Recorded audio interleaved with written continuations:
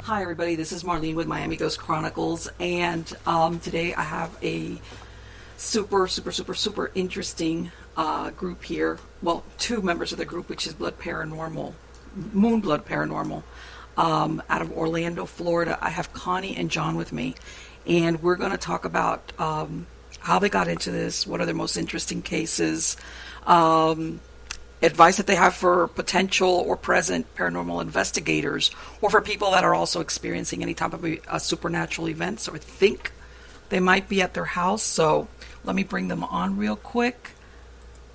Hi, Connie and John. How are you guys doing? Doing good. How are you, Marlene? Good.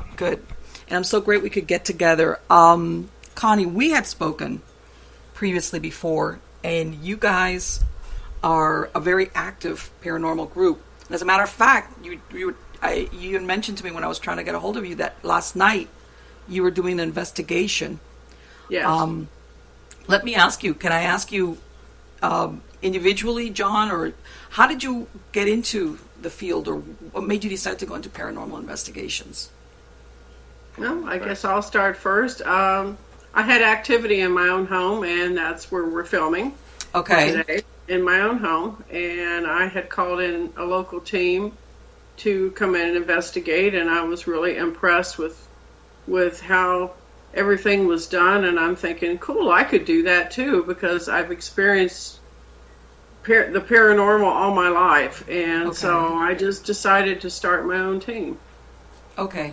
So when you said all your life, what, did you have experiences as a kid? 3 years old, I seen my first full body apparition. Okay. Yeah. And I asked my mother, I said, who's the lady sitting on the corner of the bed about midnight? And, you're young, you're innocent, you can see these things. And she said, I don't see anything, go back to sleep. So, and then she turned the light on. So after that, it's been on and off my whole life. And you know what? And the reason why I ask is that I find that a lot of people that do go into paranormal investigations, they do have some type of experience when they're children.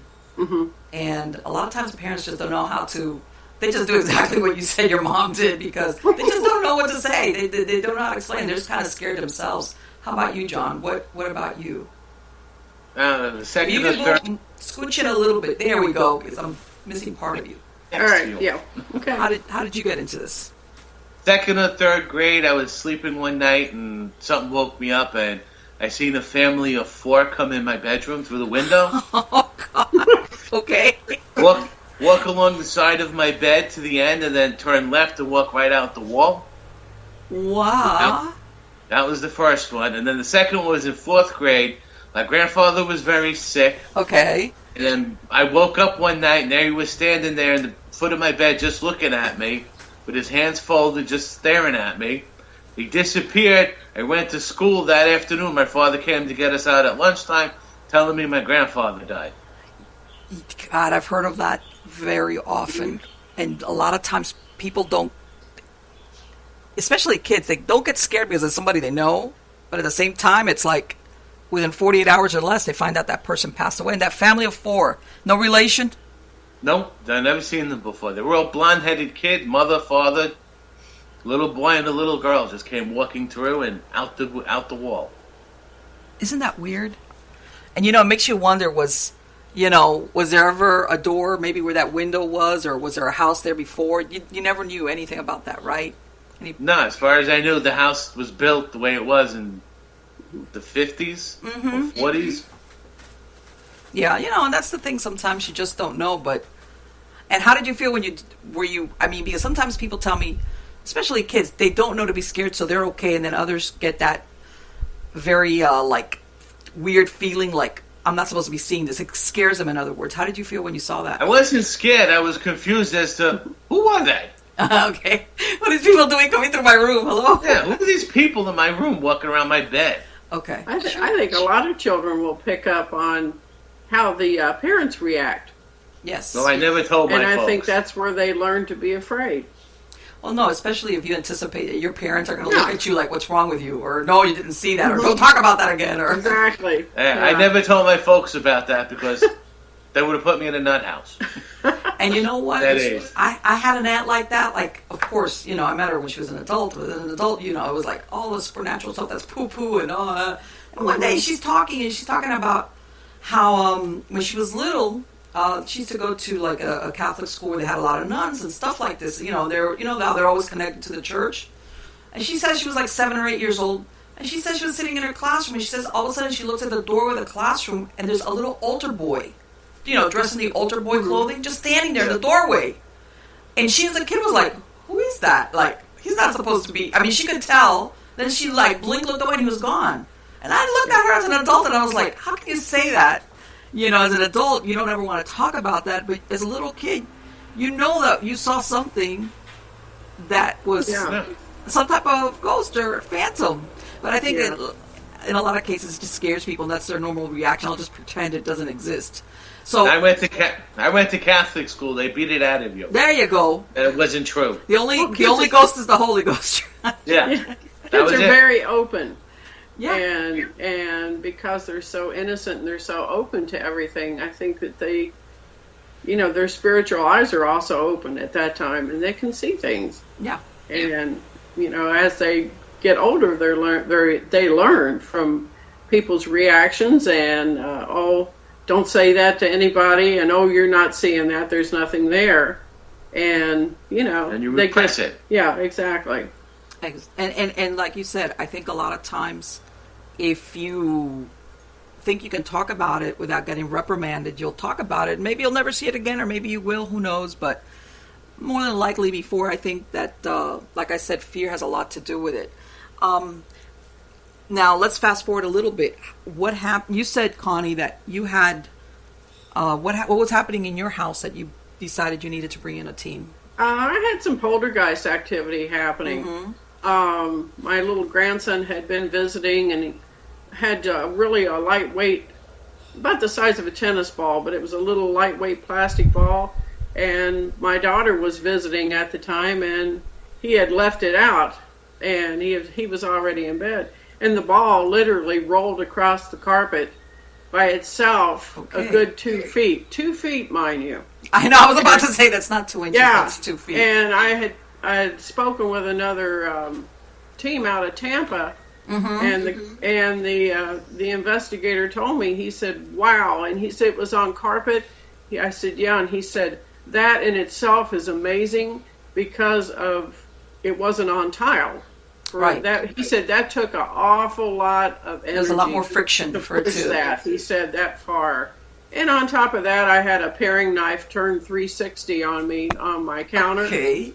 And the blade ended up pointing towards me, and you kind of second guess yourself, like, did I really see that? Yeah. And so, on top of seeing a few apparitions standing, and then you blink and they're gone. My daughter's seen the same apparition. Right. Later on, maybe a week later, voices calling my name. If you're that nosy, show yourself. Oh, is he bothering you? Yeah. I've got a resident ghost in the house. I was about to say, I know he's not talking to the side of your head. I know he's not talking. But, let me ask you, and because, what do you think poltergeists are? There's two theories. The one is that it's displaced human kinetic energy, or that sometimes it's ghosts using people's kinetic energies to manifest, whereas before maybe they didn't have enough energy. Yeah, I think it's the second part. It's the second one, right? Yeah. Yeah, because if I've had that kinetic energy all my life, it would have showed up by now. And the poltergeist stuff, which is all that noisy stuff, and that, you're like, where did this come from? Right. I was going to say that I had been digging through looking for something, and I came across some old dead remotes, and I just tossed them up and out of the way. Right. And a few days later, those remotes were blinking by themselves when I passed by, and I'm like, wow, did I just see that? And then it did it again. So I threw a towel on top of it. It's like, I'm not going to look at that again. Yeah, and crazy. I hear that a lot. That electronic stuff does stuff like this is your first indicator, stuff that absolutely there's no way that there's any power, either electrical or battery. Nothing to power them, and they still do something.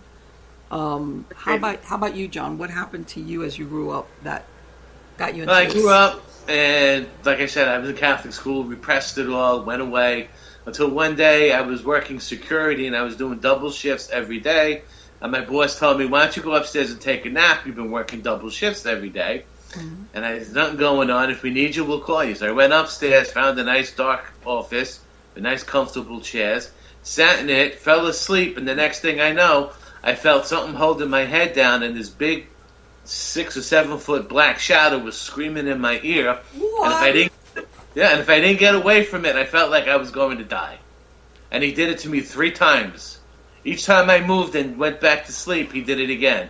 And ever since then, I ain't afraid of nothing. I bet. So let me ask you, do you think it was something that was particular to that location? Yeah, because it never happened before. And it never happened to you. It never happened to you. Let's say when you were at home or any other place during that same time. No, period.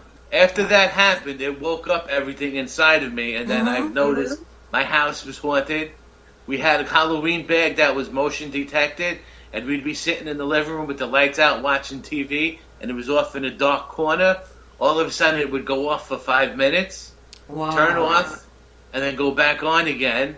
And this would go on for about a half hour. Every 5 minutes, it would go off. It got to the point that we would look at each other, me and my son, and go, I guess the ghost wants us to know he's here watching TV with us. Well, and you know what? This is, and I pose this to a lot of people. You know, when anybody's got psychic abilities, sensitive, or medium, you don't necessarily have to be a medium. Sometimes you get a lot of spirits that come around you, not because they're attached to your location. They just hang out for a while hoping that you're going to hear them, see them, something, because they kind of know that you're sensitive. And then they'll hang out and then they leave you, and either you don't pay attention or whatever. I was told that by the other team that came in and investigated that with me that I've definitely got some abilities. Okay. The fact that I can see them, it said, can you imagine you're in another world, no one can hear you, no one can see you, and all of a sudden there's a person. Yes. And they recognize you. They see that you're walking through the room. Or they hear what you say. They're reacting to it. They get excited. Yes. See? So that's why they gravitate to you. And so it makes perfect sense. And I've found everybody thinks that, all these ghosts have these, very exciting or morbid secrets that they got to tell. Sometimes, believe it or not, they just want to be acknowledged because somewhere along the line they lost their way. Right. And either they just want to say, oh, you can see me or you can hear me, or I want to tell you, like, blah, blah, blah, blah, whatever. Something really that you're like, okay, you've been hanging out for that. Not all of them are keeping these big, deep, dark secrets that have got, made them earthbound. Right. But like you said, if they can sense that somehow you can either hear them, see them, or both.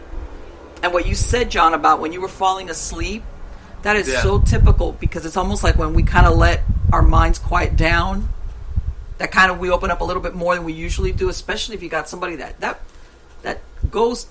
What sense did you get from it? Do you think it was trying to get your attention? Okay. No.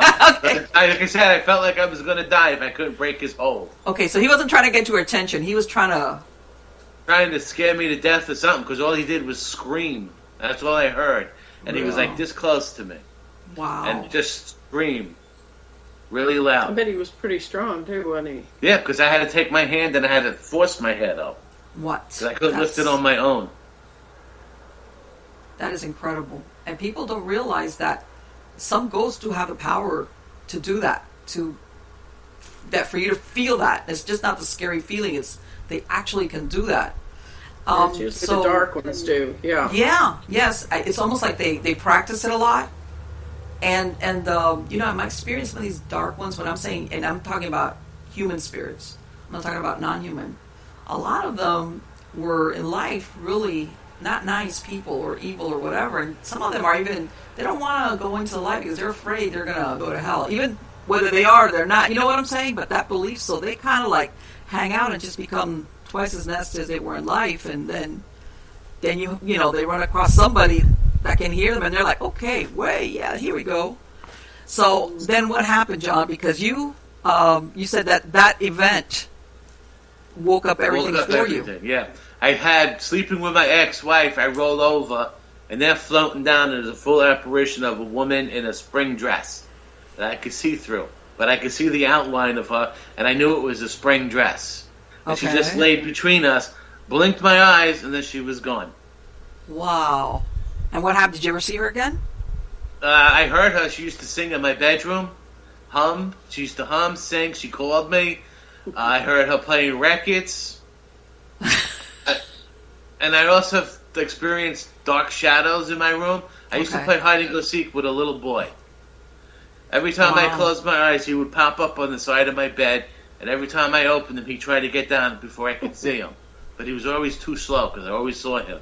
Let me ask you, did either one of you have any entities that followed you around? Like you moved from one location and they'd go with you?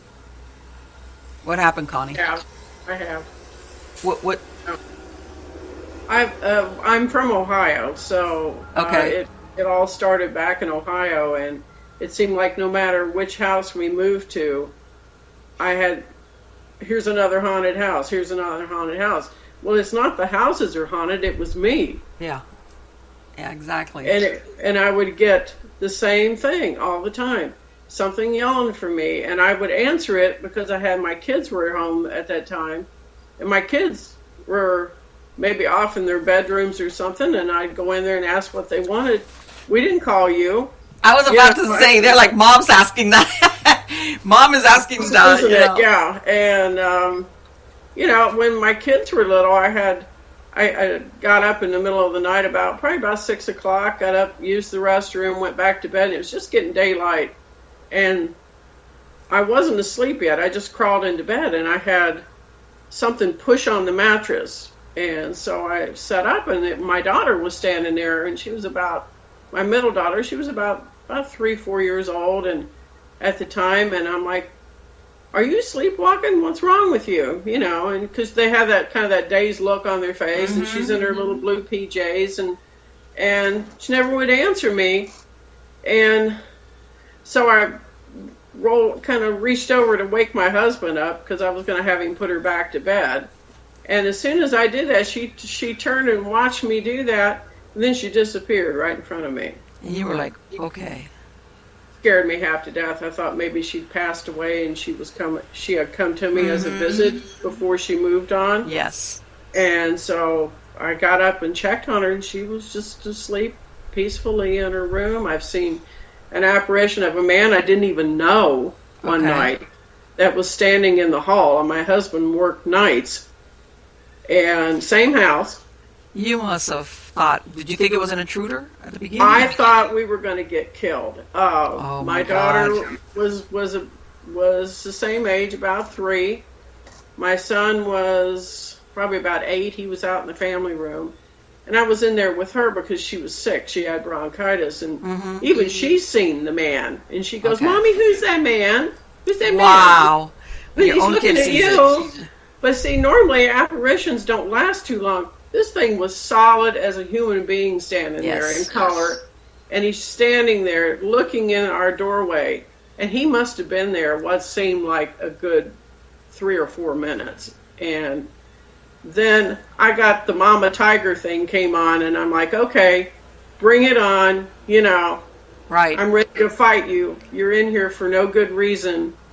And so he must have picked up on that because he smiled at me, and I seen like this big grin, teeth, everything. He smiled at me, and then I could see the door and the wall behind him as he faded away. Did you ever see him again? No. And it makes you wonder, what was like, because I could see him, Yeah, because you could see him. How about... Yeah, he smiled at me, Have you ever... John, that encounter that you had about, this thing holding you down, that would be pretty, like... How about you, Connie? Have you ever had an encounter where it's not just seeing them or feeling them, where they've actually touched you or they felt like menacing, like...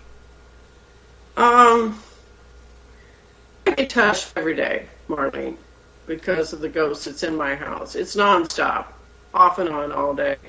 Okay. Sometimes I've got an EVP on my phone where I said, who is this? It's touching me. Okay. And then you hear like 3, 4, 7 pause. And he says his name. I'm like, okay. So, I mean, I've had him do things that were comforting, waking me up from a nightmare. Okay. I felt the fingers. I've had him me on the cheek. I can feel that. I've had him wake me up when I was almost asleep. Something went like that and blew right on my mouth. It scared me half to death. I've had him be a little bit naughty and touch me on the inside of my leg, my thigh. Okay. And then I got after him. I'm like, you knocked that off. But that's never made you feel, I mean, and I guess the difference is that overall it doesn't make you feel like to the point where, and this is driving me crazy, you know, I can't. I think it's all in how you just, some people it probably would drive them crazy. But I think it's more, I don't know, I just more accepting of it. I know he's here, and I know he's not, I wouldn't say he's a bad ghost. You know, he's definitely a human spirit. He's intelligent, an intelligent spirit. Because I can have people come over and visit. Okay. Like, have you ever been touched by a ghost before? They're like, no. And I said, Michael, would you mind going over and touching her and be nice? And all of a sudden they'll half jump off my couch because they did get touched and they felt it. And it's neat because he follows directions. Right, that's an intelligent, that's that residual, that's an intelligent. Yeah, and he reacts to me. He said something to you last night and you got out of the car from the investigation, didn't he? Yep. What was that? We were picking up, I was taking in all the equipment, and I went out for the second trip, and as I'm reaching in to grab something out the other side of the truck, I hear, you got everything? And I thought it was her husband. And I turn around, nobody's there. I said, well, maybe he did it from the door. I get to the door, I had a knock to come in because he was in his bedroom. Yeah, and they're changing the house. So, in other words, he travels. He goes everywhere with me. Yeah. Okay. All right. I even picked up a friend of mine was having some outpatient procedures done. Okay. He needed a ride home because he's kind of groggy. So went down to pick him up, and he's my clairvoyant psychic friend. Okay. And he's the one that can see him all the time. And he said, when the elevator door opened and I was standing there, so was Michael. There you go. I'm like, you're kidding. He goes, no. I said, man, I wish I could see him like that, you know. It would be neat. But I have seen him on occasion. John's seen him in the house. Tell him what happened. Tell her what happened with you when you were taking care of the house while we were gone for a couple days. I was asleep to have a long kind of chair for couch. It's a change chair. And I couldn't sleep in the room because every time I went in the room, my dog would bark. So I said, all right, let me go out in the living room and sleep. So I slept in the living room, and I feel all of a sudden somebody's going like this. And I'm ignoring it, and it's going like this, and ignoring it. She has a pillow with ruffles on it with one screaming braids. Yeah. He took them, and he just shoved them in my ear like, what? Here I am. He really wanted your attention, Pat. Yeah, and then another time I'm letting the dog out, and I happen to turn around, and he's sitting on the end of that chair. He's seen him. Wow. And did you see him, like, solid, or was it? It was solid. You could see, I saw the back of him. He was sitting there, and you could tell that he was sitting there. Mm-hmm. And then when I looked, because I walked back, and I got, wait a second, and came back, he was gone then. And it was like, I took a picture of the room, and you could see him actually sitting on the corner of the chair. Tell her what happened when you were being shoved in here. I was getting up out of bed. I had to go to the bathroom a little bit groggy because I was in a dead sleep. But as I got up, he pushed me on the wall all the way up to the bathroom. I kept bouncing off the wall. How many times? And why do you think he would do that? About 6 times. Why do you think he would do that? I'm smart. I'm a smart mouth sometimes. And okay. He lets off to him. He tries to scare me or something, and I'll tell him that it won't work. I see. And I'll tell him how it is, and sometimes he don't like it. Sometimes there's a few profanity things said to him. I see. Because for a minute I'm thinking, well, why is he doing that to you? And it's like, okay, a little bit of provocation in the back. Okay. One night, John missed the bottom step coming off from his apartment, too, and something shoved him on the step, too. The last bottom step. I was on the bottom. The second to the bottom step, my foot went down. And then all of a sudden, the next thing I knew, that foot's underneath me, and I'm on the ground with my foot twisted the other way, my knees on the other side. And I was like, I'm afraid to move. I don't know what's going to be the pain. Let me ask you, but luckily, do you think that was the same spirit from her house, or that was somebody different? From her house, because it was leaving with her. Okay. Yeah, I've been working on his computer for him. He had a virus in his computer. I'm a little computer savvy, so I went over to got it fixed. And when it was time for me to leave, he walked me out because it was dark by that time. And so he'd already called Michael a punk, blah blah blah blah. Oh, okay. And I asked my friend Cheyenne, the clairvoyant, I'm like, can you tune in and ask Michael if that was him that did that? And he comes back and he'll go, yeah, he said it was. Then I'll go back and say, you don't scare me. Just because you did that, don't think you're going to scare me. See, then it's just a nonstop okay, circle. I can see where this all right. That explains a lot. So, yes, it does. So let me ask you, Connie, were you the founder of this group? Yes, I am. And how long ago did you start it? We started in June of 15, so we've been doing it just about a little over a year and a half. And what has been your experience with, when people contact you, do you find do they really have something paranormal going on? Or do you get there and find, okay, this is not, what's been your experience so far when going out to see people? Some people will call me, and I think sometimes they just want somebody to talk to that will listen, right, and not think that they're losing their mind or whatever. Absolutely. Some of them I think just need someone to talk to, and they really don't want an investigation. I try to push for the investigation, but a lot of times they don't want one. Some people I think are curious to see if we really will respond back to them. Okay. And then you don't get a reply back if you use I had that so many times. They would send me these emails like they're desperate. They're I'm ready to leave my house, and then you exactly like, okay, contact me, call me, or tell me a little bit more what's going on. And all of a sudden, and then as a courtesy, I would normally do a second email like, are you still need help? Is everything okay? And they'd be either silence or no, everything's okay. And it's like, you know what? They're almost afraid of getting confirmation from another person or another group to say, yeah, guess what? There is something here. Like they just don't want to go through with it. And the solution is either ignoring it or moving out or something along those lines. Right. And we've had some people that just wanted validation that their house was haunted. They didn't want the spirits removed. Yes. We've had some people that say that it's a terrible haunting, da-da-da-da-da, and you get there and you might not get too much of anything. It's Grandma Mary sitting in the living room. Well, you know what? I've been doing this since the 90s, but in the last few years, I started, which I didn't know originally, what do you want from this? And you know why? Because some people would tell at the beginning, yeah, we've got all these ghosts or this ghost or this thing, and then when you get there, they're just really, they are so happy if you tell them yes, and it's like, okay, so really what do you want? Do you really want to get rid of this? Are you scared? Because that's what you led me to believe. Or are you all excited, hopping on one foot, to think that you've actually got a ghost here?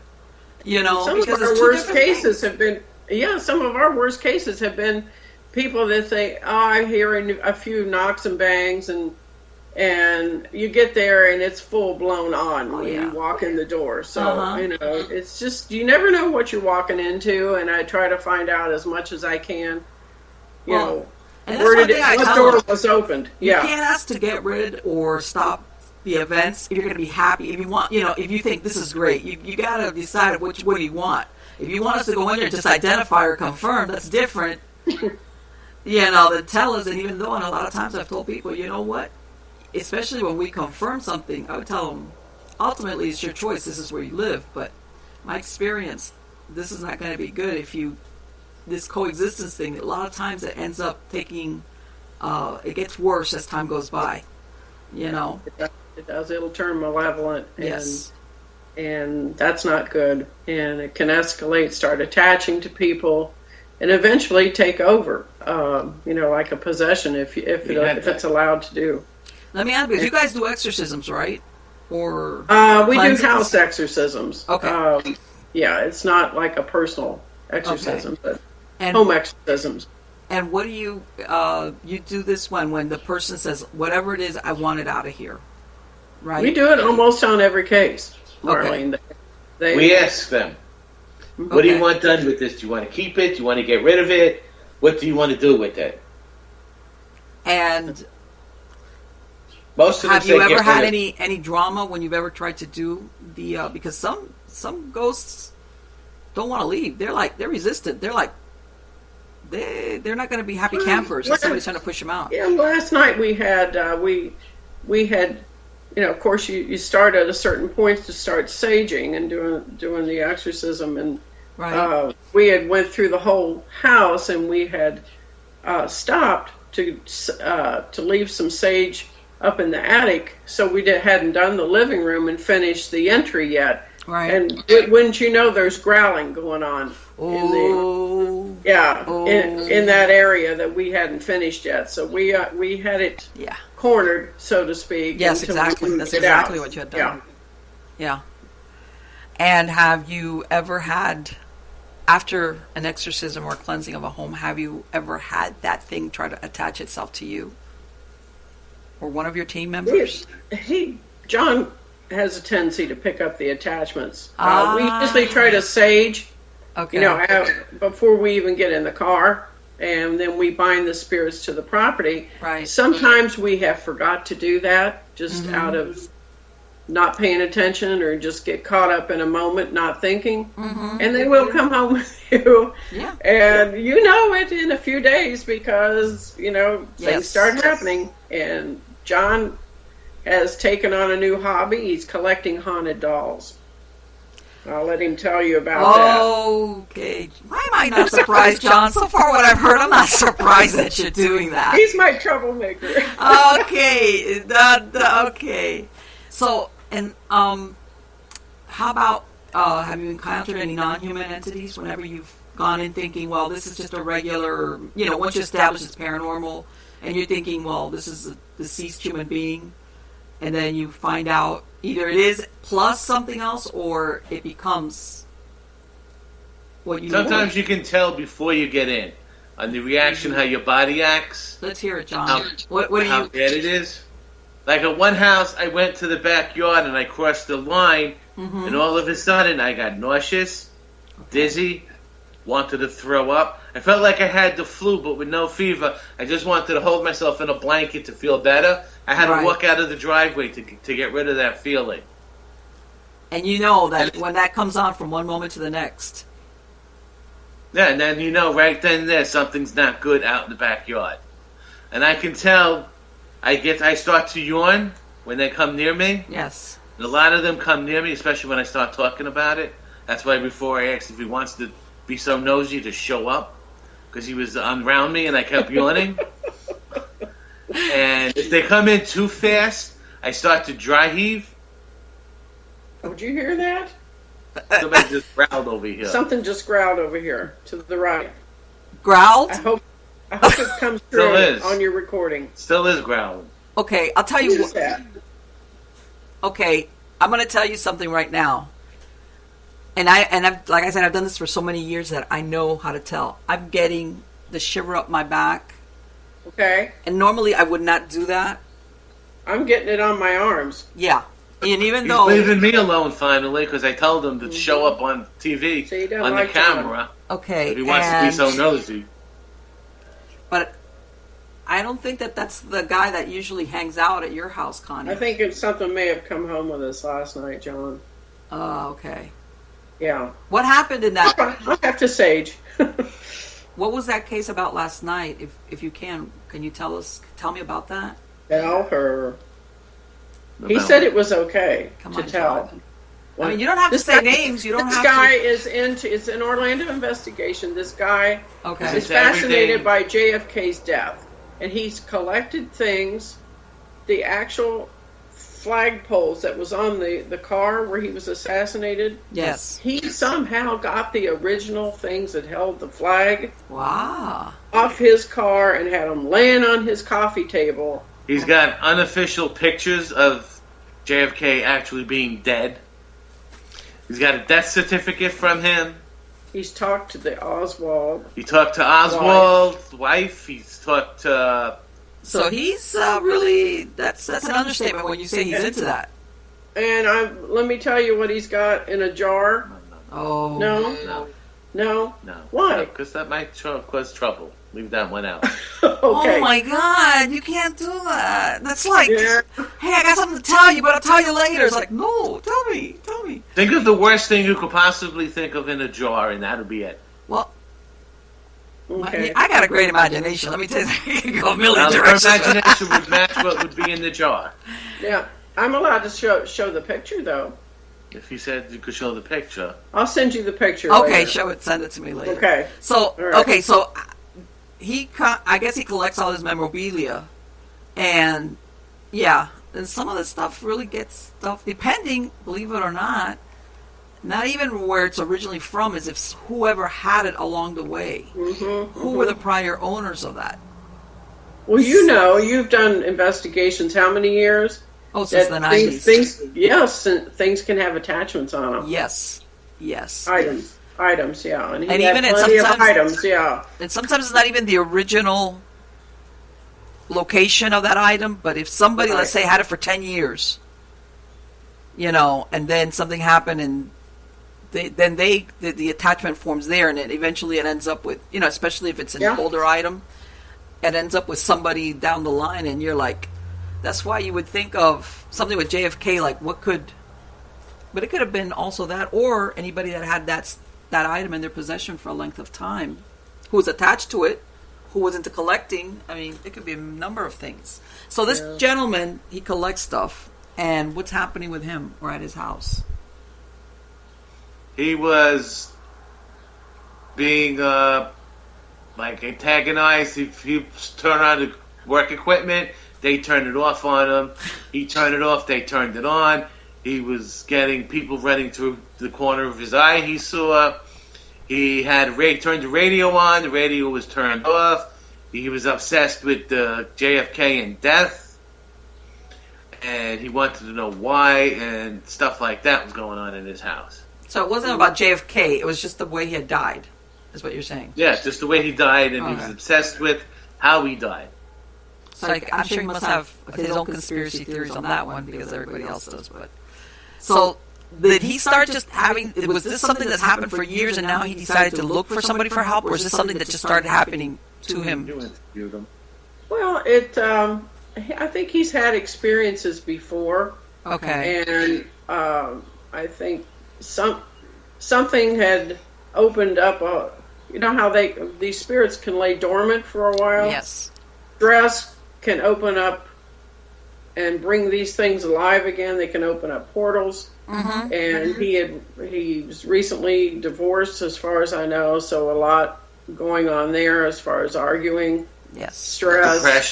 Depression. Yes. He said he even felt suicidal at one point. Yeah. That'll thin your aura out significantly. Yeah, exactly. And I think just feeling like that has opened up a lot of stuff for him. And then things start coming through the portal. So do you think that that's what he's got at his house? Do you think that he does have a portal there? He had several portals when I checked. Several? Yeah, several. We checked with the dowsing rod, and it's not everybody can use them. You have to. No, I've used dowsing rods, and they're pretty good. So the dowser found quite a few. Especially that they like to form, especially like over the bed, so they can sit there and drain your energy while you're sleeping. Your favorite seat? And on your couch where you sit, your favorite recliner, over the dining room table, So do you think, then obviously that thing that growled there, that I felt over here, you think that there's a possibility that came from... I would say so, because that sounded like the same growl I heard last night before we finished saging. Oh, okay. Interesting. Mm-hmm. And what's your feeling? Is it human or non-human? I'd say non-human. That's what I picked up when I was there in the house. Okay. Because I get that heaviness in my chest, almost like you've got a everybody experiences something different. 10-pound weight on your chest, like bronchitis or something. And somebody grabs a hold of your lungs and squeezing it. Yeah, and so I when I start to go in a room and I stop, that's when I know there's something in there with me, and I can feel it. And I even point. I'll ask the dowser, "Where's the spirit at?" And it will turn around and point right to where it's at. And so, and my husband went with me last night, and I tried that for the first time last night, because if you play around with them, you can say, "Okay, where's John?" And it'll turn to John. It'll point to me. And I thought, let's ask it, "Where's the spirit at?" And it pointed right where I said it was at, about 5 minutes prior, and it was right over this guy's bed, right in the corner. Yeah. He said he had a lot of problems with that room. So yes, and it's incredible. I mean, I myself, a lot of people will say, well, the subconscious mind, and with the dowsing, and one time I even proved it to myself, because you always doubt it. But I remember one time my son, he had lost a check or something I had given him. I had given him a check for something, he had lost it in his room, and he has a gazillion. Well, back then when he was living with me, so I said, you know what? We had to look for it everywhere, by the way. So I went and I got my dowsing rod.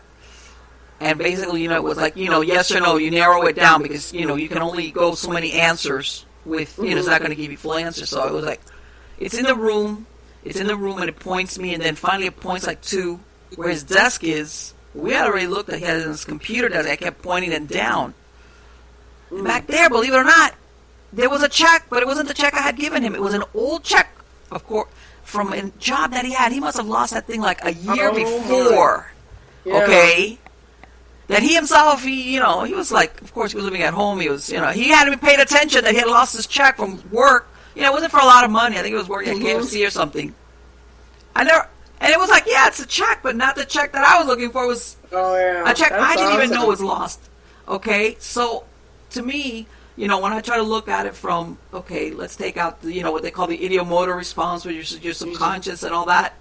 Up to a certain point, yes, even though I give more credit to our subconscious for knowing stuff than we do with our conscious mind. Right. But there's absolutely points where it, in a way, channels through us and gives us information that we just normally would not know. Like what you said about knowing that over that spot in the bed is where that entity. So how long has he been living there? I mean, how did these doorways open up, these vortexes? Was it something he did? Was it?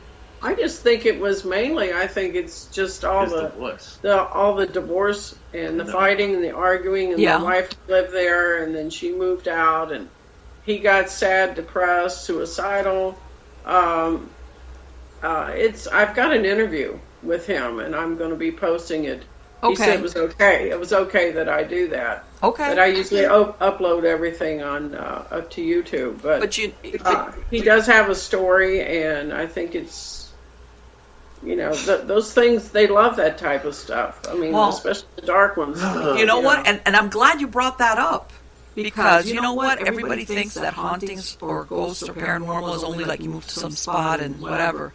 But it's a like-attract-like thing, that when you're going through that emotional trauma, like what you're describing he's going through or he went through, that's like, you do attract that, like you said, because they are attracted, unfortunately, the darker ones, and because they know you're kind of weak, and, it's like you're more vulnerable, and people don't realize, I'm not going to say, everybody has ups and downs, and you're not going to be walking around going, tra-la-la-la, it's, but, as far as that, sometimes you need to work on pulling yourself up when you are so down, because you can't have that kind of paranormal interference. And sometimes it comes in very low profile, And as a matter of fact, in my experience, I've had people who, for good reason, I'm not saying are down or depressed, and they sometimes can't break out of that funk, and it's because they got some type of spiritual influence going on that's making it twice as hard for them to move on, or see the light at the end of the tunnel or whatever. So I'm glad that he reached out to somebody to go in there and help him. Yeah. agree. And what was he then? Obviously, he wanted you guys to help him to like what, close everything out and for him. We close the portals that way they can't get in. Salt the perimeter, the four corners. Okay. The yard, and pray over that as we do it. Of course, when you close a portal, and you probably already know this, even if he has an upstairs, it goes through into the attic and on down into the ground. They run up and down. So if you close it, then they can't get in. But it's like, okay, now they can't get out. You've got to get them out. And so exactly, we pretty much we use frankincense. Sandalwood, and those have exorcism qualities. We also anoint the windows with blessed oil. Okay. We use holy water, and then we salt just a sprinkle on the windowsills, the doorways, anything to keep these things out. But then we have to move them out once they're there. And before we usually would join hands and create, my shaman friend used to do this for us until he trained me. And so he taught us how to invite the angels to create a vortex for them to move on into the light. Yes. And it's pretty much just to pray and call upon them and ask. And exactly. We used to do that in the house, but I thought some of these homeowners were like, whoa. When you do that. So we started doing it outside. Exactly. But we thought, well, how are we going to get them outside? So Mr. John decided, and I came up with the idea. I said, John, they like to attach to you. Go through each room, invite them to attach to you, and we'll take them outside and then create the vortex and move them on. We had a shaman who said they were attracted to my aura. So I figured, why not? And they were attracted to your aura because you can see them, because you can hear them, because what? He's never seen an aura like mine. He says that it was bright, bubbly, effervescent, like overflowing and stuff. Okay. Kind of blue and pink and all bright colors. All these colors like a rainbow color. That's great. And he said that they're attracted to you. You can take them outside. Just tell them to come with you. Take them outside, and then you could release them. Exactly. And he also does it himself.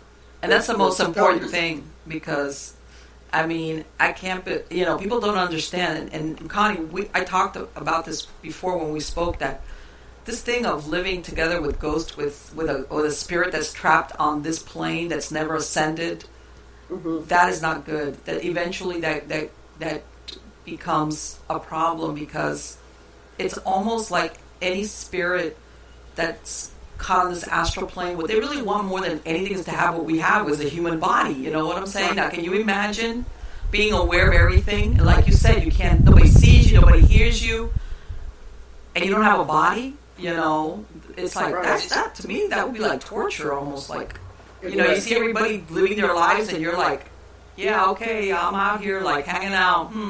They're like, hey, I'm here, listen, look at me, I'm right here. It's almost like a form of abuse. To me, it's like when children, like a child gets ignored by another group of children, and that they want to join in on the playground. Exactly. So that's how I see it, that they must feel left out, that they're sad and they would like to join in. Well, and they can't.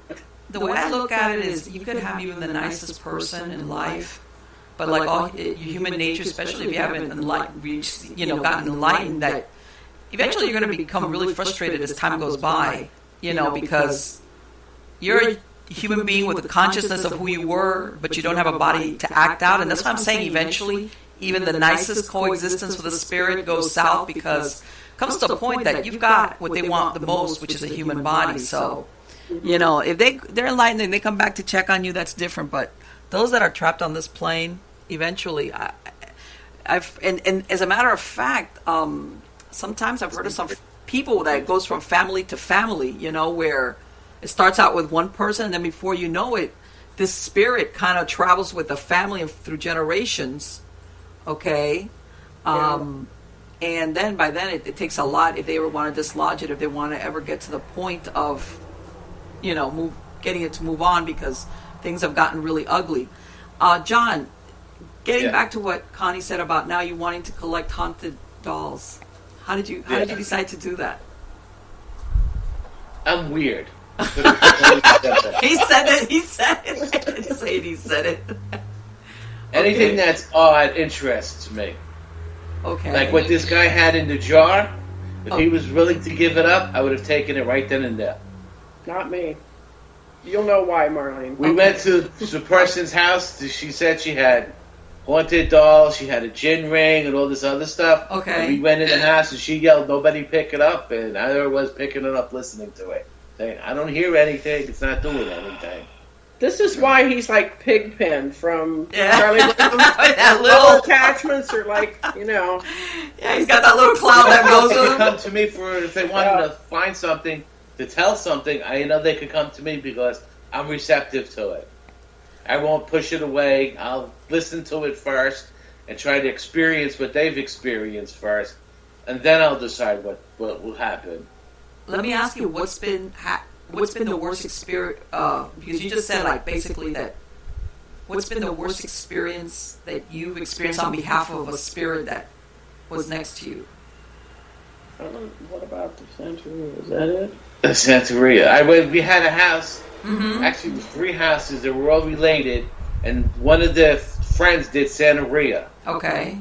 And we went into this one house, and we have a reserve guy who does the stuff. He's like 6'5", 300 pounds, 23-year-old kid, strong and everything, but like a football player. Okay. We were up investigating the house, and him and I were upstairs. He was in one room, I was in another room, and all of a sudden you heard a big bang.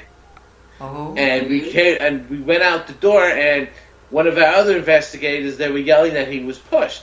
So I figured it was him. And as I was walking past the door, I stopped. And it came to me, something said, "Go in this room now."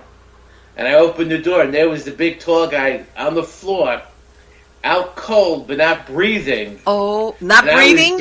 Not breathing? Oh. No. Oh, and I was yelling his name, pushing him really hard, smacking him, trying to get him awake, putting my hands over my mouth, yelling his name, this far from his ear. He didn't move until I went to go feel for a pressure point. And when he did, he was like it was his first breath he got back. And he was like, I felt like I was gone for years. And then Tony was pushed at the same time, too. And the other guy was pushed at the same time, Tony. And what happened? He didn't have a clue what happened? I mean, he was just, okay, 1 minute, and the next you're... Yeah, he said I was sitting there, I was standing there 1 minute. The next thing I know, I'm waking up on the floor, and John's there next to me.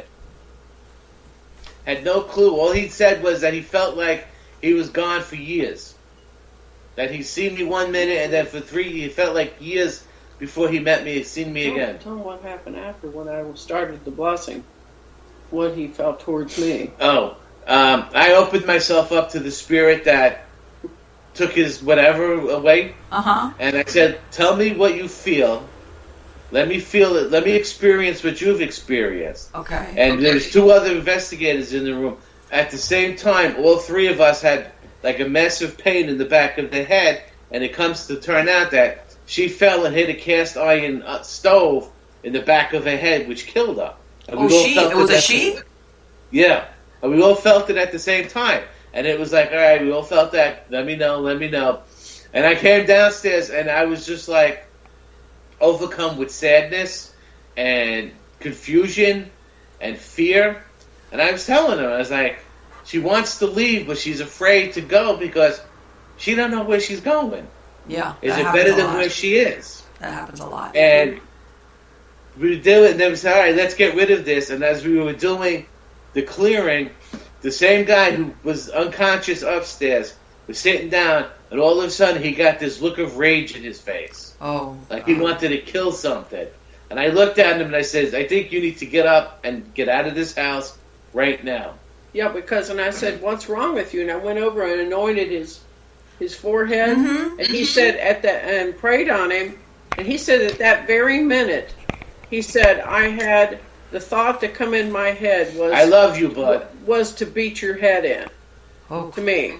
Had he ever? And that's when. And John said, we need to take him out now. And this is the first time on an investigation that he had this type of experience? Yes. First time anything where somebody left his body, there was a pushing, and then later on, as we were continuing, the two other in-laws of this one woman, the woman all of a sudden started to feel sad, wanted to cry, felt like she had to throw up, and we said, all right, she needs to get out too. And she got out, and they said that she was outside, she was dry heaving, and she was trying to throw something up. They had to walk down the block to break that cast. Most everybody was outside, had been overtaken with, and more people outside, and we had. I was about to say, what, everybody ended up in New York. So let me ask you, did these crazy. people have any idea who any of these spirits were, or were they just like, we have no idea who they are? No, they were evil. Except for that woman who fell and hit her head on her stove way back in the 1800s. Okay. Everything else, the other thing was evil in the house. And the woman was afraid to continue doing it because her other daughter was coming home. Okay. So we only had to do the first floor, and we had to block it upstairs. And you could hear it upstairs like it was annoyed because it couldn't move anywhere. We saw it at the stairway, so it couldn't come down. You know, they haven't called you back because you know that's a temporary fix. You know that's going to go south. Oh, yeah. Yeah. Or if it hadn't already, I mean. But and what happened? We followed up with her, yeah, but she still hasn't had the top cleared out yet. So I imagine we will be getting a call. Let me ask you, do you really want to go back? Because I imagine, well, now you would be prepared. You would know what you're going into. But and I'm glad you brought that up also because, you know, a lot of times you get paranormal investigators in these groups and people that go out there and sometimes they see these shows and they think, oh, I'm going to do an EVP or we're going to hear some nods or whatever, or I get a shiver. And sometimes they go out there and they don't get the usual suspects. They get something out there like what happened to that team member you had, which went out cold. Yeah. And it's like, you really need to think about, you know, planning for contingencies. And sometimes there's people in groups out there that they really, thank God that you guys have experience. And John, you went in there and you intervened. But there's a lot of groups out there that don't have anybody with really good experience under their belt. You know, they're kind of doing the reality TV moment. And they don't realize that. See this on Ghost Adventures. Let's go do this way. And unless you know what you're doing and you don't show any fear because you know what's going to happen, right?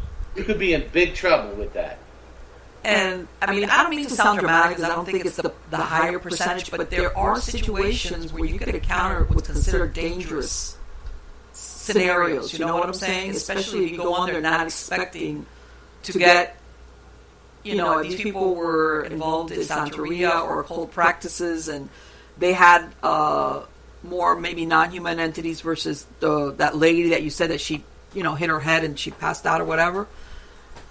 They sometimes, believe it or not, some cases it's better to retreat than to stay there if you don't know what you're going to do. Yeah, well, a lot of them take it as a big, oh wow, it's exciting, let's go do that. Yeah, it looks like fun. And I did ask the team, Marlene. I said, I think we're over our head here. We need to call in somebody that's a little bit more, that knows how to deal with this, such as one of the shamans. This is, you know, if we proceed further, I said somebody could get seriously hurt. And of course, guys being guys, so to speak, blow to the macho, you know. Yeah. Forgive me, whoever's watching, but guys being guys, they're like, it's that testosterone thing. We're going to proceed on. And with me, I was looking at it more of a, you know, an injury, you know, could happen. Of course, and somebody absolutely. could end up in the hospital. And, you know, I'm the mom of the group, so to speak. And, you know, I've got everybody's back. I don't want them to get hurt. And, you know, and I try to proceed with caution on everything. I think if I ever had a team member that went unresponsive, I don't know what I would have done. Honestly, that's I would have been like, I mean, yeah, you react at that moment and you got to do something about it. But that to me would have been like, oh, because, your team members come before, especially because it sounds like you got ambushed, for lack of a better word. He did. Yeah. And I opened up the door, came out to the hallway, and I said, he's unresponsive. I need help. And as they were coming up is when I went down to feel for his pulse, and that's when he snapped out of it, and he got his first breath because he reacted like somebody who was holding their breath too long. Yeah. Like and all of a sudden he was like... Right, that deep breath in. Yeah. Like somebody that hasn't been breathing, and all of a sudden they're able to get like a breath in. Yeah. Oh, God. that would have taken a few years off my life if I ever had that experience with a team member. So we've had clients stand there and all of a sudden scratches appear on their stomach. Yeah. Have you ever? And I was about to ask you: have you ever either people or any of your members had, when you have physical like the scratches or anything like that appear? Show her your new scratch. Have you got one? Let me see it. I don't know if you can see it. No, but you're gonna have to put it up because I've got. There you go. Okay, when did you get this? Last night? Last night when I got home. Here. He stayed the night here last night. Oh, they're my buddy, my pal in here, decided that he was mad at me. For what? I don't know. No, so what, you're thinking it's her spirit or somebody from last night's investigation? It's either somebody who followed us home in here or him. And since me and him, we have a love-hate relationship. Oh, yeah. He loves to hate me and I love to tease him. Have you ever been scratched before by him? Yeah. Oh, okay. I've been bit. I've been scratched. I went to the Devil's Chair in Casadega, and I got bit right over here. You could see the teeth mark. And inside there was a black and blue that you could actually see a demon's face in it. Let me tell you something. That right there is like, that's really, really malevolent stuff right there. When you're talking biting... I'll tell you this much. In human psychology, you get a human being that bites, that's a human being that's capable of killing somebody. So that's a very primal thing, oh. But my response was, can I go back? You know what? And I've been to Casadega myself, and I think the only thing I caught was a couple of daytime orbs. You know, that medicine wheel park that they have over there in the corner, that corner lot? Yeah. I kind of got a couple of, but daytime orbs are kind of difficult to catch. And I stayed at the hotel that they have over there. Where, big surprise, I don't know now, but when I stayed there a few years ago, there was no TV in there. It was like, hey, let me put on no TV. So, but, you should have went on down to the cemetery. Oh, really? And how was it? You have to be a witch or some kind of a psychic to be buried there. Oh, really? Yeah. And I took pictures in there, and you could see people standing off in the trees watching us. Yeah. I had one lady in the far corner where there was nothing but a bench. There was somebody sitting on that bench waiting. He was the only one that got out of the car, Marlene. I wouldn't get out of the car. And was this in daytime or in the nighttime? It was twilight, like 4:30 at night. You know what? I found, because I went up to Lilydale, which is where the people that originally came from Casadega, the spiritualists, that they came up there from up north, from Lilydale, in New Jersey, New York. And but again, when you go in the daytime, it's really interesting. It's very scenic, and they do have, again, like those psychics that live and work there. But I think you catch a lot more interesting stuff. Twilight, a little bit less lighting. It's almost like the ones that are hanging out, like, okay, let's come out now. Let's just hang out now. Let's sit on the bench. I've had pictures of, she sat in her truck, and all around her truck you could see them just standing there. I bet. Looking at the truck. Mm-hmm. And I've seen off into the distance, standing in trees, behind trees, sitting on benches, coming up out of the ground. What is the story on the Devil's Chair there? And you had to go to it. There was, according to the story, a guy who has wife. He was madly in love with his wife. She died. Okay. So he she buried her there, and he built a big tombstone facing. And he visited every day, and he got tired of standing there because he would spend the whole day there. Okay. So he built a bench to sit and talk to the tombstone and whatever with his wife, have lunch, picnic with his wife. Mm-hmm. You know, like she was still alive, visiting him. He died, and he got buried next to her. Same thing, tall tombstone facing the chair. It comes to find out that people, teenagers mostly, turned it into a devil worship spot. They did sacrifices on it. They did sacrifices on it. If you leave them a closed beer can and come back, it'll be closed, but it'll be empty. And people that's been attacked sitting in the going there and stuff. I sat in the chair and I says, if this is really the devil's chair, show me a sign. And nothing happened. So I says, all right. So as we were driving home, I looked down at my leg, and that's when I saw the bite mark and the black and blue in the face start to appear. Yeah, see, stuff like that is like, oh, John, man, you really asked for it, don't you? Yeah, but... And Connie's going in the back, and she's like, yeah. Somebody's got to do it to show it. But never a dull moment. I'm gonna and you know what, John, I want you. I mean, we've been laughing, we've been joking, and we have experience and everything. But I know, and you apparently know how to handle these situations. But what's your advice to anybody who's looking at this, who's thinking about doing similar stuff, either provocation or stuff like that? I mean, what's your advice to somebody that's thinking of doing this? You're talking about the guy that loves to provocate when we don't get spirits reacting, when we're investigating.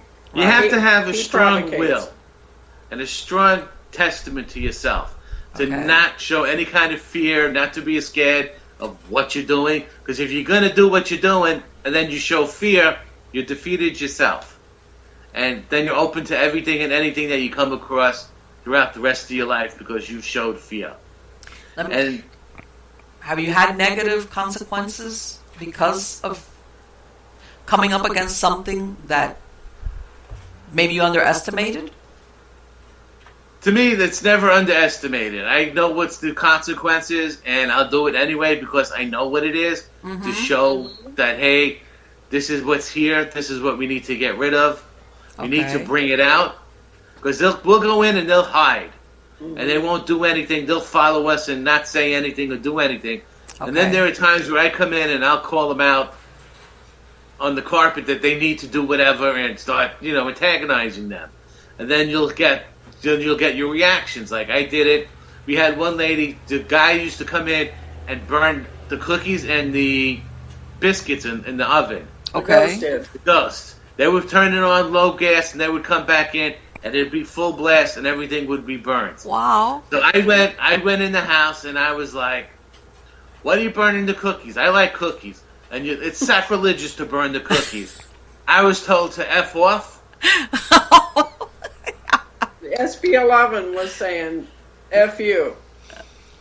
Who cares about the cookies, F you, and all of this? I went up in the attic and we were having conversations back and forth, and he was more or less telling me to go screw myself and everything. We went to the Hollywood Hotel. Okay. This is the best response I ever got out of anything. Okay. And now, according to the stories, that a lot of people jumped off the roof. Okay. And we just so happened to stay on a part where you could get to the roof. And you could open the door. Okay. I went out with the SB11. First I went out by myself, and I went to reach for the door. All the hair on my arms stood straight up. And I got the tingling feeling like, uh-oh, they're all standing by the door. So I got the SB11, I got my hand on the door, I opened the door, and I go, is there anybody out there that wants to talk to me? First words out of their mouth, in unison, they all said, jump. Oh. Told him to jump. Oh. And I said, F you, I ain't jumping.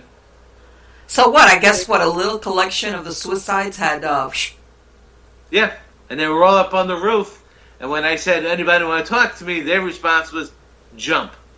Yeah, and I took a nap there at that hotel and had the blinds all dark in the room, nice and cold. We've been out looking around, and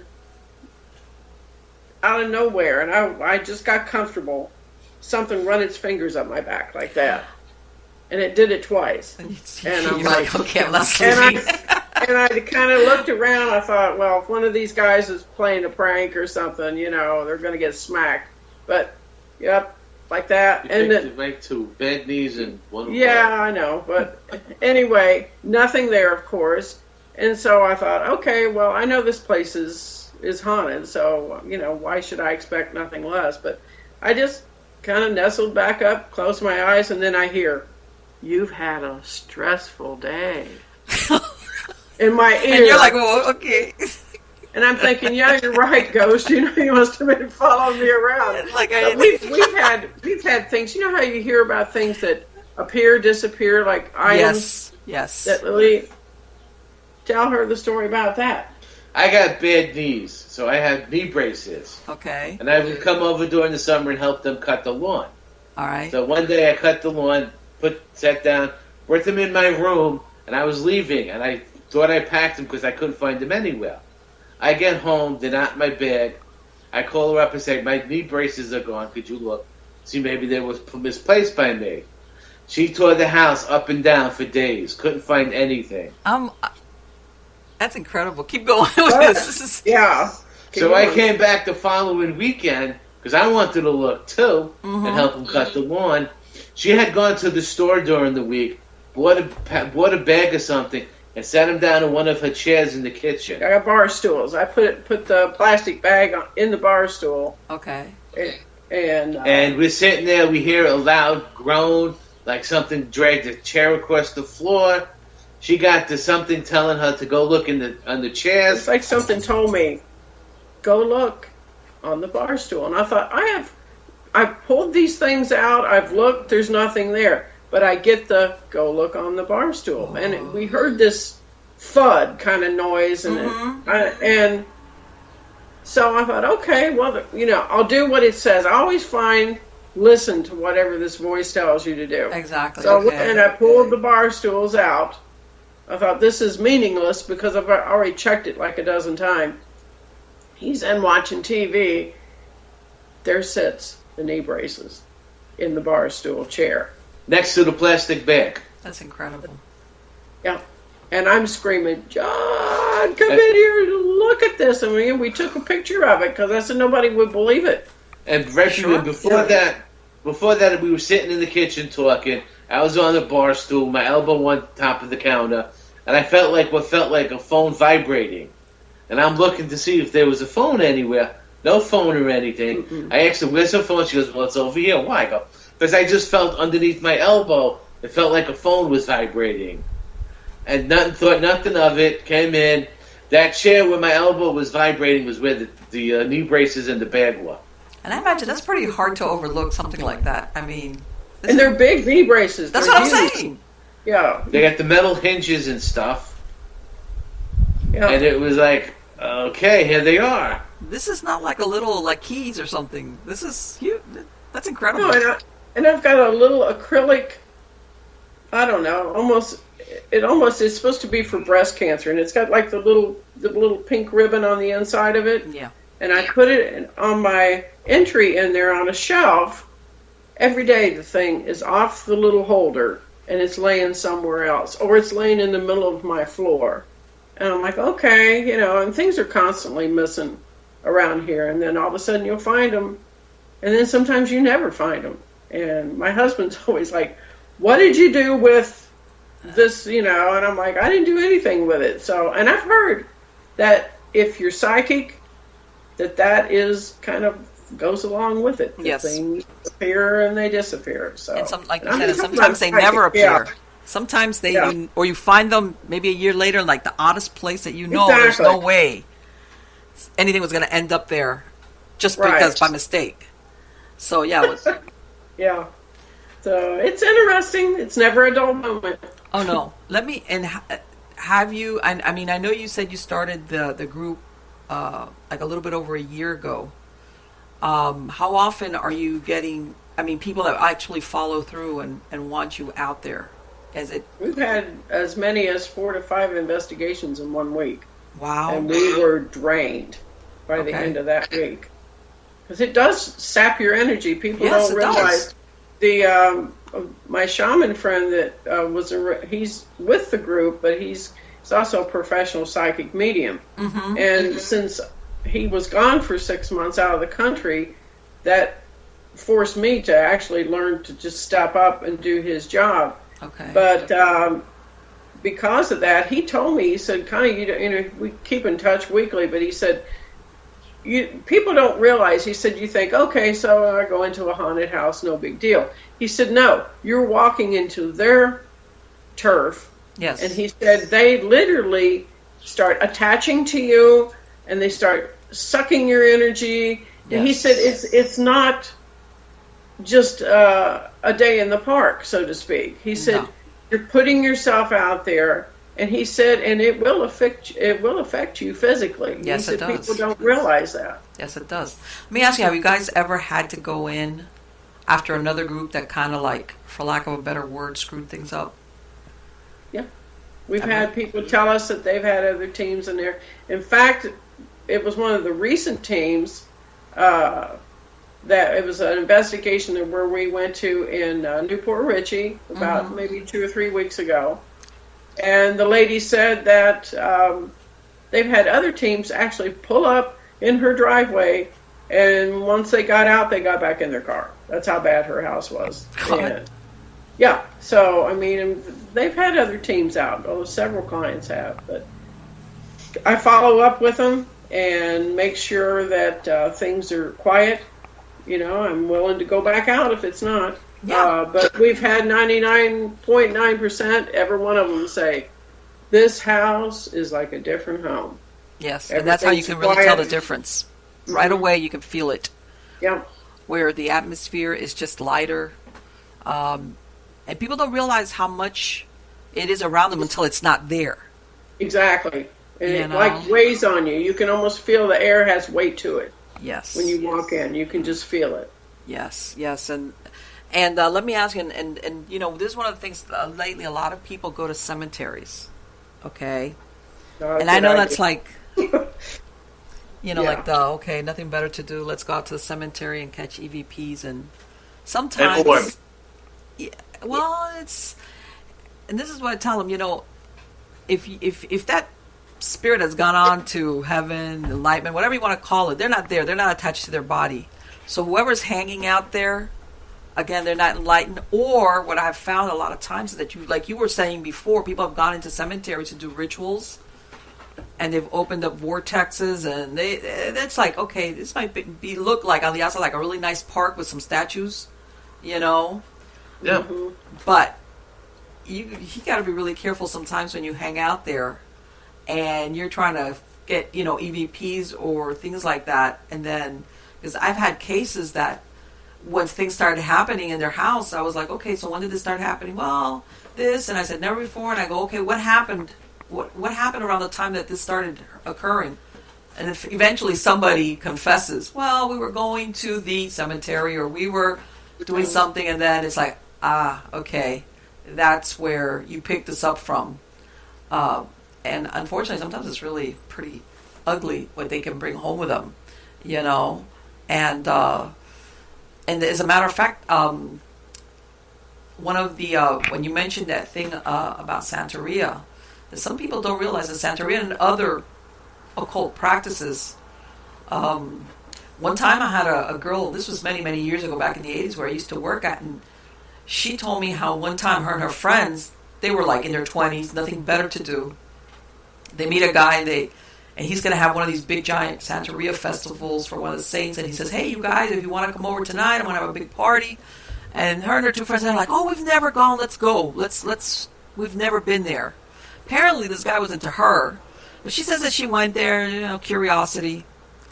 And she says after a while, they were like, okay, let's leave. We already saw this. And so they went up to him and said, look, we're going to leave. And he's like, no, don't leave. As he was, I guess, the host, he was taking care of people. So they hung out a little while more, and then by the third time, they went up to them and said, look, we're leaving. We don't want to leave. We don't want to stay anymore. And he kind of like got mad. And she said that was it. She didn't think any more about it. And she was living in a townhouse. She had bought with a fiance that they had broken up, but she was living by herself, bottom line. It was one of those 2-story townhouses. And she says, Marlene, it started really slow. She says, no, first my little dog would refuse to go upstairs. He would sit at the bottom of the stairs and bark, bark, bark. And I would get feelings like when I was in my kitchen, like doing the dishes, somebody would be staring at me. And then she says it ramped up, And she says when she would be falling asleep, sometimes she would feel like somebody whispering in her ear, but she couldn't make out what it was. And she said at the beginning it was like, okay, I'm dreaming stuff or whatever. Make a long story short, fast forward, it took like a couple of 2 to 3 months for this to ramp up. Another thing, she was trying to sell a townhouse, couldn't sell it. She says that she got to the point that her dog, we even put him outside, the dog wouldn't stop barking. And she says she started even getting that feeling of being watched, and one time even something getting into bed with her, to the point where when she left her house, she felt something was walking, was with her. So she says that the last time that would put the icing on the cake was one time she was in the bed and she felt somebody or something get into bed next to her. She says she reached out her hand and she actually touched somebody. Really? Wow. She says she grabbed all her stuff, her dog, and she went to her sister, her married sister's house, and slept next to her, on the side of the bed with the lights on.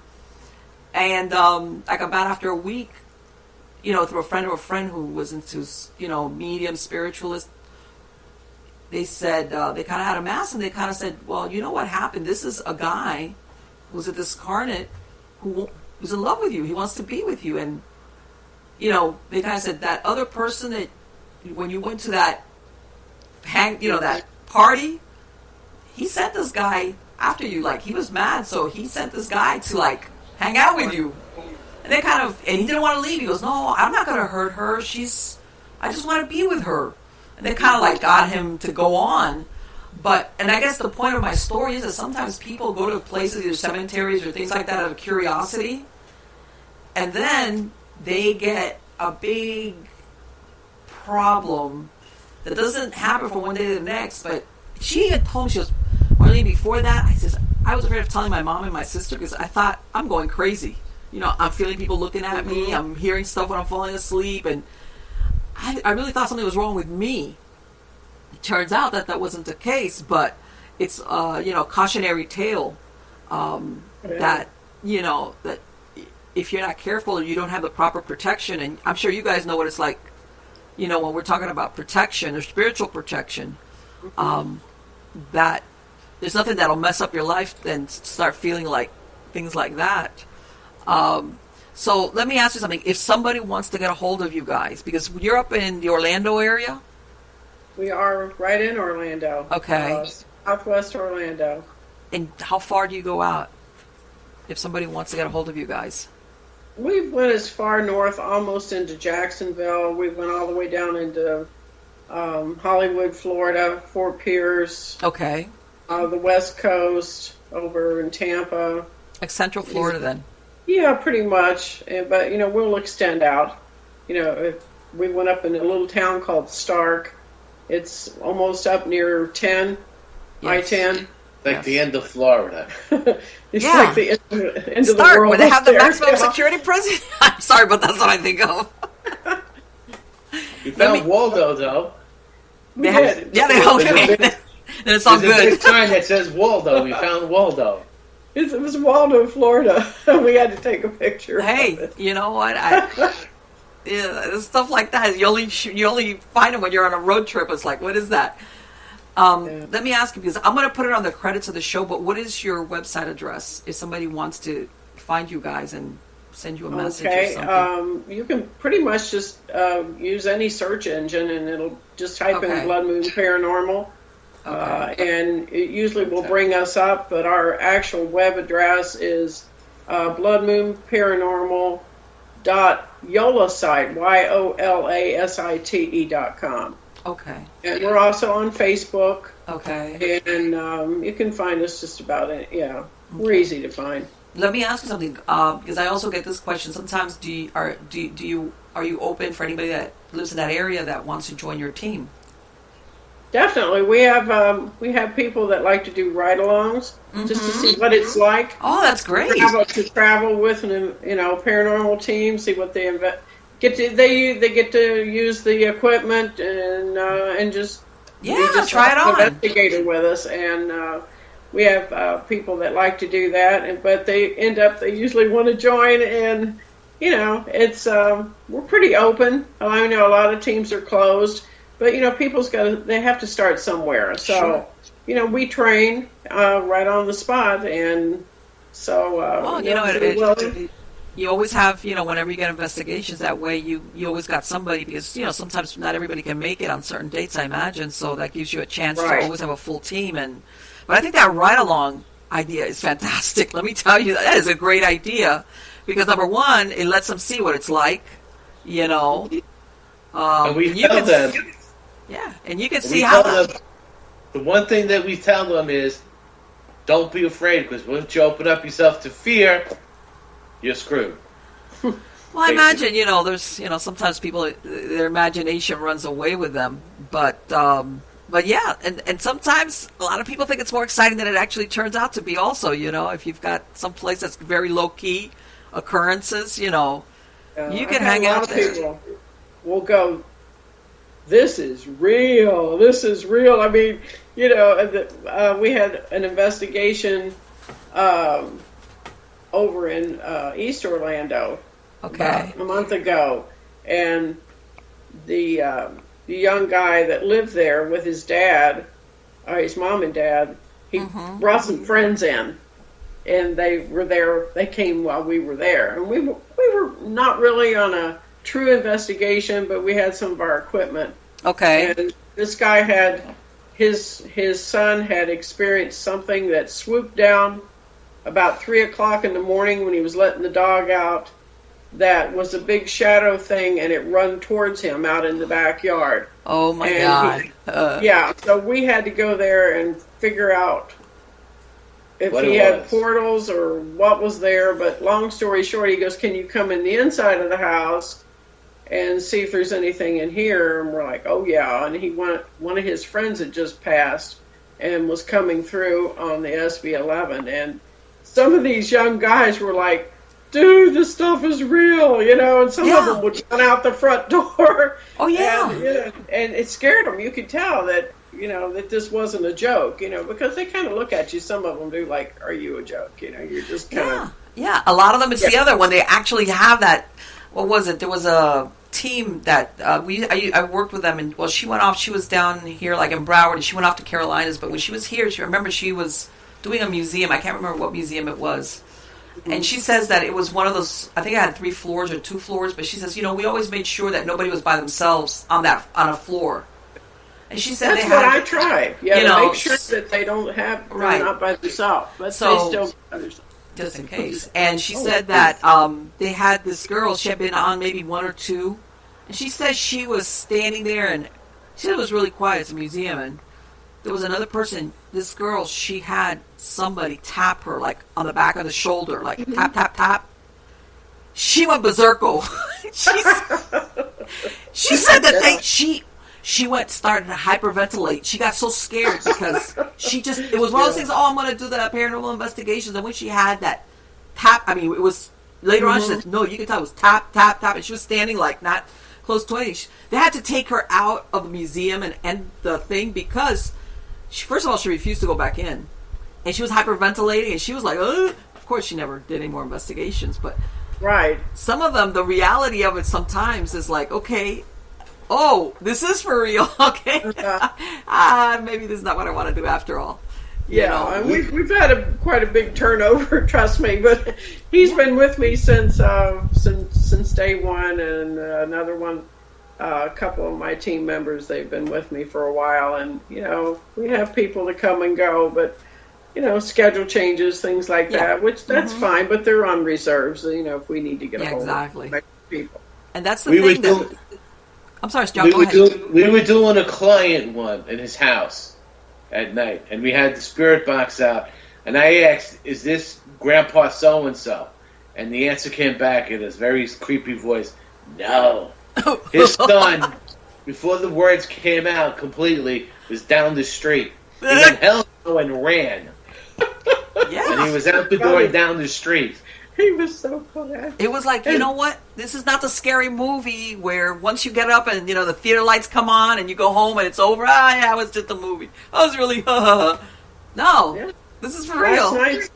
Last night's investigation, we found out just through experience of just testing to see what the spirit's like to mess with, and we've got all this different equipment, and they will pick and you probably noticed yourself, that they will pick a certain piece of equipment that they find that's probably easy for them to communicate with you with. Yes. And some of them like to use, say, the spirit box, the SB11. Some of them like to touch the millimeters. Some of them like to... The EMF reader. We've got a new gadget that we got from Ghost Stop. And it reads EMF. And so, I mean, there's different things that they like. And funny thing is, you can take just a simple flashlight. Yes. You know, the kind that twist on and off. And we found, I've seen this on some of the shows on TV. Yes. And you turn where it comes on, but then you just kind of turn it back just a little bit. The light goes off. And it was reacting last night with that flashlight right and left and answering questions. And the client was beside himself. It was, you know, because we do lights out. You know what? And he had lights out, and that flashlight was coming on by itself. And then all of a sudden, it's like, no, this is not your imagination. No, this is not this is not the reality TV show. This is happening in your own house. And exactly. And he said that that totally blew his mind. And I want them to get involved. Like some of the teams will send the clients out, and then let them investigate. Not us. We figured they're there and they're bothering these people, so of course, you know, the clients are going to bring it out, so to speak, by being there. That's my opinion on it. But they also have to claim back that space. Yeah, and I let them participate. I let them ask the questions. And I'm like, say something, ask some questions. And you wouldn't believe the response we get just by letting the clients join in. Of course, because that's who they've been wanting to get a hold of anyway. Exactly. All along, you know, it's what did you expect? It's not us, it's you for whatever reason. You know, that whether it's a family member or somebody that's lived there or the old owner who's mad because you demolished the back porch he made, or who knows. I mean, let me ask you, John, because I see you look. Are you hearing or seeing anything? Because I see you looking off. Your face is red. What's wrong with you? What's around me? It's not what's wrong with me. Okay, well, his face looks real red. Yeah. That light in your hallway, is that on a timer? That's on a timer. So John was like, oh. Yeah. No, because all of a sudden it went bright, and now I see shadow going past it. My cup over here is facing her. I can see when she moves over here, but on this side of the cup, the shadow's coming past it. You know what? I've interviewed people where they've been on a chair, not up against the wall like you guys are. Like they've been at a desk, and while I've been talking to them, I've seen shadows dart back and forth behind them. And I've captured it, and I haven't said anything because I'm like, okay, this might bring this interview to an end, you know. But yeah, it's like, in the first couple of times, it's like, okay, no, and I'm looking, and it's like, no, there's been no shift in light there. There's nothing. Why all of a sudden there's a shadow darting back and forth behind this person? But yeah, that comes with the territory of, you know, you're talking about it. Speaking of stuff behind people, that picture you got hanging up on the wall. Yes. What's it a picture of? It's a lady with a cherub. Well, you have in the corner of your picture, right about where the thing's hanging down from your ceiling fan. Oh, those? There's next to it, inside the picture, there's been a face looking out at us this whole time. Really? Cool. Yep. Actually, it's two faces now. I gotta check that out. Inside that big picture? The one inside the big picture. That's really big? Because... Yeah, looking at it, it's in the left-hand corner. You got the chain here, and you got the left-hand corner of the picture here. Okay. It's in the left-hand corner, in the blackness, there's two faces that have been looking at us all night. Wow. All this whole time. Now, what's that little round circle thing that's underneath? That's a clock. It? No, that's a clock. I'm trying to... It's got any kind of picture in it? Yeah, it's got a picture of a lady with a cherub. It's a picture. Cherub? It's one of those pictures. And then I've got... No, I thought that you were... I'm trying to see if I can get him in here. Something's been pestering him, I can tell. Oh, I could tell because I'm seeing him looking this way and looking that way, and I'm thinking to myself... There's something here and I keep seeing him cross past the window and the shadows in my cup. And then I look up, and that light came on, and she says it's on the timer. All right, fine. But there's stuff that's blocking out the light that I could see from it every now and then. Absolutely. Like he's standing there looking around and then going back because I seen him there, and he moves out of the way. Is that your nemesis there looking at? I'm only kidding, but probably. Okay. Probably. What do you think he wants? Because you're talking about him? Because we're talking about the spirits and stuff. He's kind of curious of who you are, or what are we talking about, and why are we talking to you about Michael, it. come on in and join us and sit here. Hopefully, I was going to say, what? He doesn't want you to talk about him? And get you on camera here. Expose You've been him? bothering me. I told you to show yourself, so go ahead and show yourself real quick. That would be if amazing. something happens, that would be great. It's like, what? By the way, these things can come through electronics, so yes, make sure that. Yes. And I know you know that, but yes. for your audience, they can come through electronics, and I've had it happen to me, and I thought, no, when I first heard that, and I get some really strange phone calls sometimes, and I had a guy that I was talking to, and it said it's almost like your little inner voice that talks to you, and it says, "This guy's bad news. You don't need to talk to him. He's up to no good." He was talking about some kind of a demon that had followed him all his childhood. How he could tell the demon to do things, and it would go do things. And the more I talked to him, the stranger it got. And usually, they made me talk to him. And yeah, I know. Let me tell you something. People don't realize exactly how dangerous that is. If they only knew. And I mean, I know everybody, when you say the word demon, everybody's like, oh my God, demon. Let me tell you something. When you start talking about like this nice little symbiotic relationship you got going on, yeah, okay? It's like, how much is the human talking to you, and how much is it that, I'm going to use the word non-human talking, okay? Pretending to be the human. Because eventually... You just never know. Oh, yeah.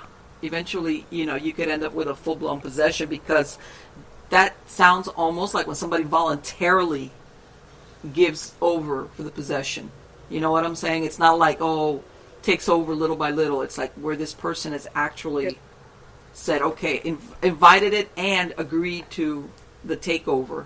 Well, it was my gut feeling was telling me, you don't need to keep talking to this guy. It's getting weirder. Yes. He's going to try to do something to you. Yes. And I thought, okay, well, this is a case for our shaman, and I referred him to him. Mm-hmm. And after I hung up that phone, it wasn't 10 minutes that I heard the biggest deep growl, this right into my ear.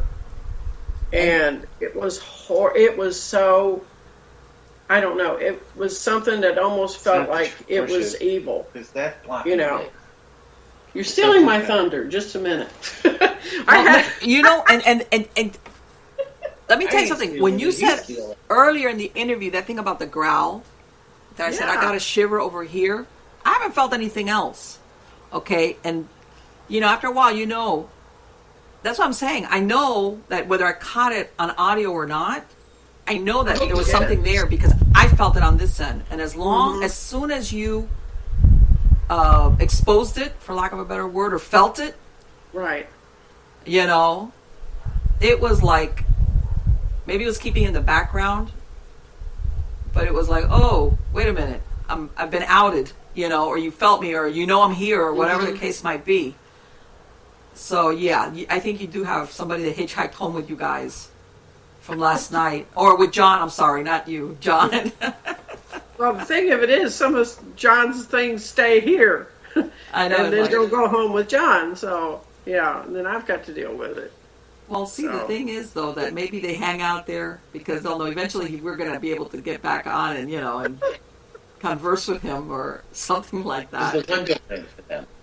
Yeah. This is haunted Disneyland, right? So, Connie, let me ask you, what became of that case then? So you heard that growl, which probably wigged you out, I imagine, right? You must have been like that. Yeah, because I've got a little 4-pound Yorkie that doesn't growl like what I heard. Yes. And she was out in the other room looking out the front room window, and this was just...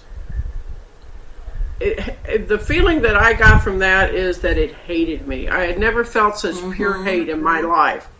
And I thought, okay, I'm in deep trouble now. There's something that did come through the phone. And I got a feeling it was that thing that guy was talking about. Yes. So I thought, okay, what do I do? So I went in my bedroom just for a minute, and I was in there and was standing in front of the vanity. I washed my hands, and you could feel it following me from room to room. Yes. And then I would sit in my recliner, and then you'd hear like that. So I called up my friend, the clairvoyant. I've known him for 10 years. I'm like, can you check my house and see if there's something? I told him what had happened. And he goes, did you protect your phone, Connie? I've told you to protect your phone before you answer. No, I didn't. And then I got lectured, and he said, let me tune in. And then he was gone for a while, and he come back. He goes, man, that thing did not want to leave. He said, honey, you had something really dark there. He said, that was bad news. He said, and that came in, he said, from that phone call. It makes you also wonder, which I've heard about that if you get an entity like that that's intelligent, that they almost try to scare off anybody that person's looking for an intervention from. Mm-hmm. Almost like to interfere, you know what I'm saying? Yeah. From anybody coming in and doing something. What is he looking? I know he's looking at some. Never a dull moment. No, I can tell. I can tell. That's why I find all the stuff in pictures, and I'm the spirit finder in pictures. Yeah, he finds things in any photography or video. Hey, you know what? Sometimes people just don't see it because they don't look close enough. But yeah, a lot of times you do capture stuff like that. Between your lamp and whatever that glass-looking thing is, you got looks like a statue that's out of focus. Yes. Everything else is in focus except for that one little statue thing. I've got.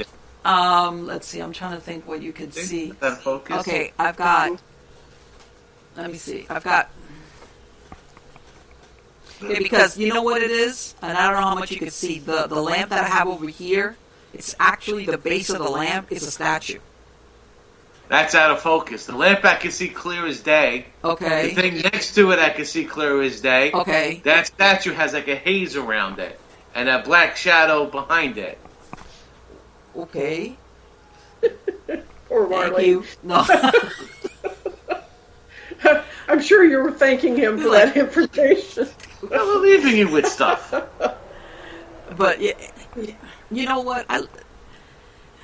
This house that I live in, it's 100 years old, and after a while, I learned that, I know how to protect myself. But again, whenever you work in the paranormal field, you're always going to have passerbys that are hoping that you're going to acknowledge them or see them or whatever. Yeah. It just comes to the territory. Not necessarily because they're malevolent. It's just because they just are hoping somebody's going to, tell me, what went on? It's like... Where am I? Why is this lady sitting here? Yeah, or hey, the last time I thought I was riding my bike and, that maybe they got run over and they just, the last thing I remember, I was riding my bike down the road and now nobody hears me or sees me. What's going on? Mm-hmm. And, when we're having conversations like this, and as a matter of fact, another house I used to have, which my son lives there, I had an outside carport, one of those older Florida homes, and I had enclosed it and I had my office out there. And the one window I had, it was that frosted glass.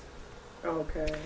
And I would know ahead of time when I was going to get a call for an investigation because I would be working out there, especially when it was getting darker, and I would see shadows flitting behind that frosted glass on the window. Mm. And I knew it. Once I started seeing those shadows flitting back and forth, I would say, okay, within the next 48, 72 hours at most, or sooner, I would get contacted via email or by one of the other groups about an investigation.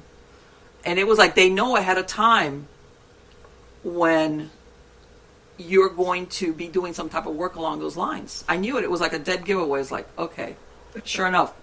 You know, whether I ended up participating in it or not, or sometimes, you know, the timing wasn't right for me. I knew it. I just knew it because of that flitting back and forth. Like they, you know, remember, and this is what I tell them, not all discarnate entities are bound to a place. Okay? A lot of them are free floating. As a matter of fact, a lot of them are lost. That's why they're able to pop up when these conversations are taking place. You know, that's why maybe even whoever was there, you know, is not the usual suspect of, you know, your resident ghost, Connie. You know, this could be somebody else who decided to take up John on his open invitation of everybody's welcome, his welcome mat, you know, that he has for everybody. I agree. But it's so true what you said, though, because once you're in this field, expect to have something. You're not going to have a quiet life anymore. No, and there's going to be things that's in your house. You're going to be picking things up. Yes. You're going to be seeing things, and it just comes with the turf. Well, I think also that a lot of stuff before you go into this that you would say, it's my imagination. All of a sudden you start noticing them. And I don't know if it's whether you want to say, well, you develop your psychic abilities. I also think that you just become aware of certain things that before you would just like, oh, it's whatever. That now you realize, oh, okay, this is somebody hanging out or doing something, or, you know, this has got more of a... But it's almost like when you have that, when you validate that you've gone on some investigations and things happen, that you go, this is for real.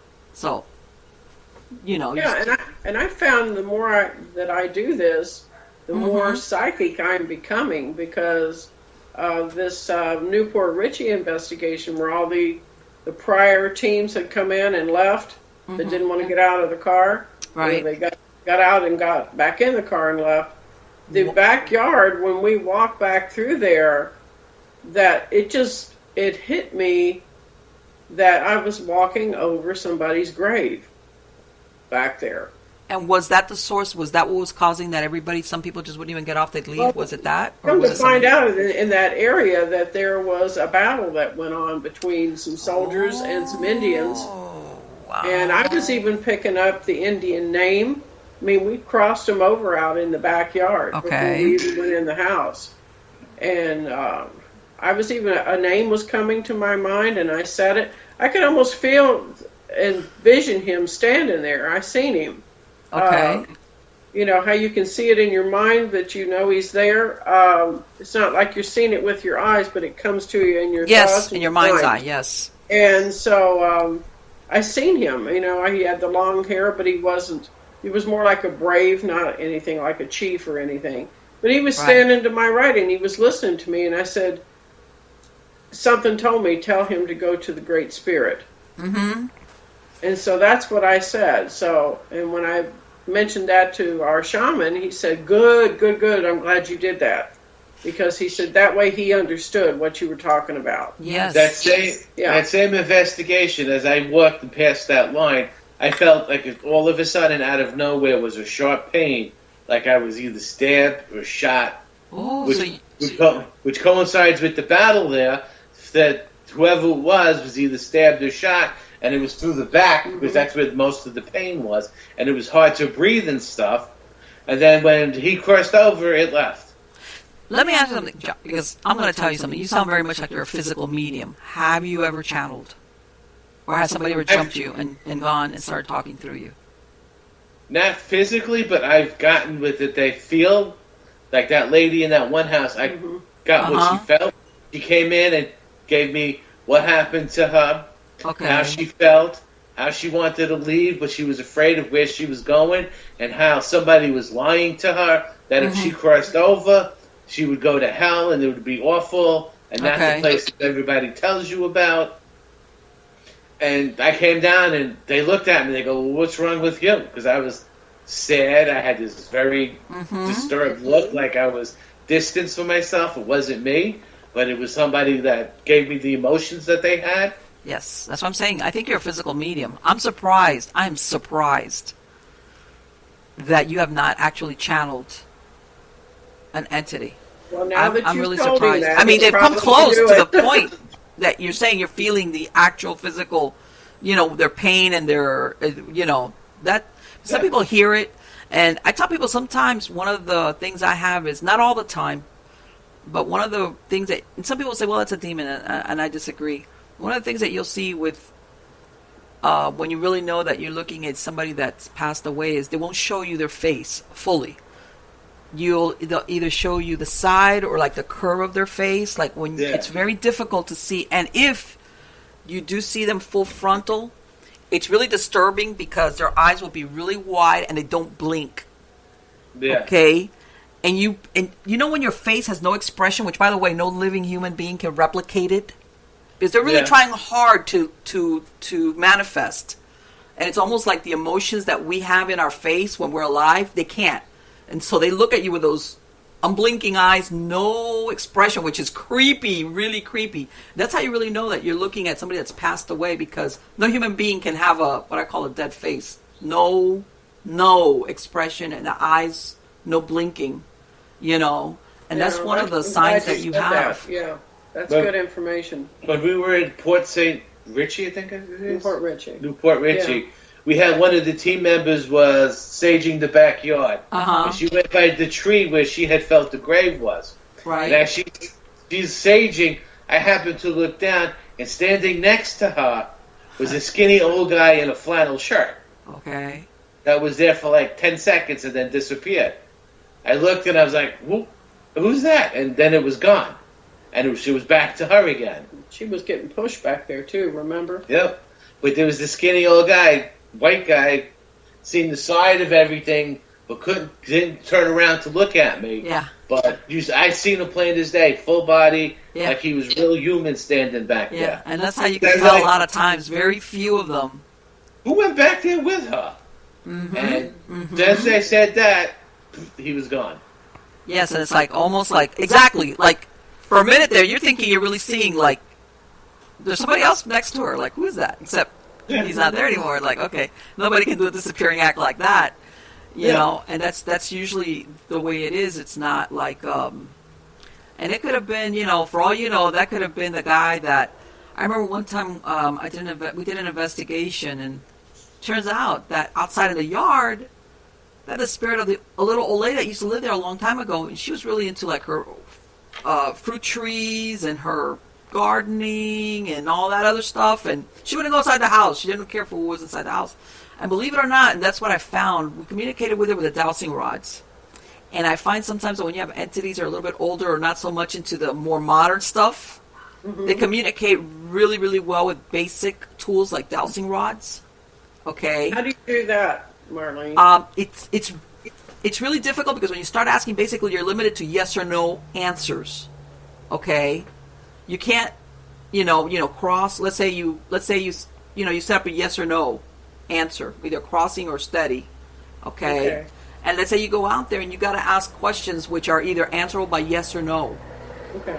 And then you kind of, it's long, and sometimes you can get really good answers when nothing else works.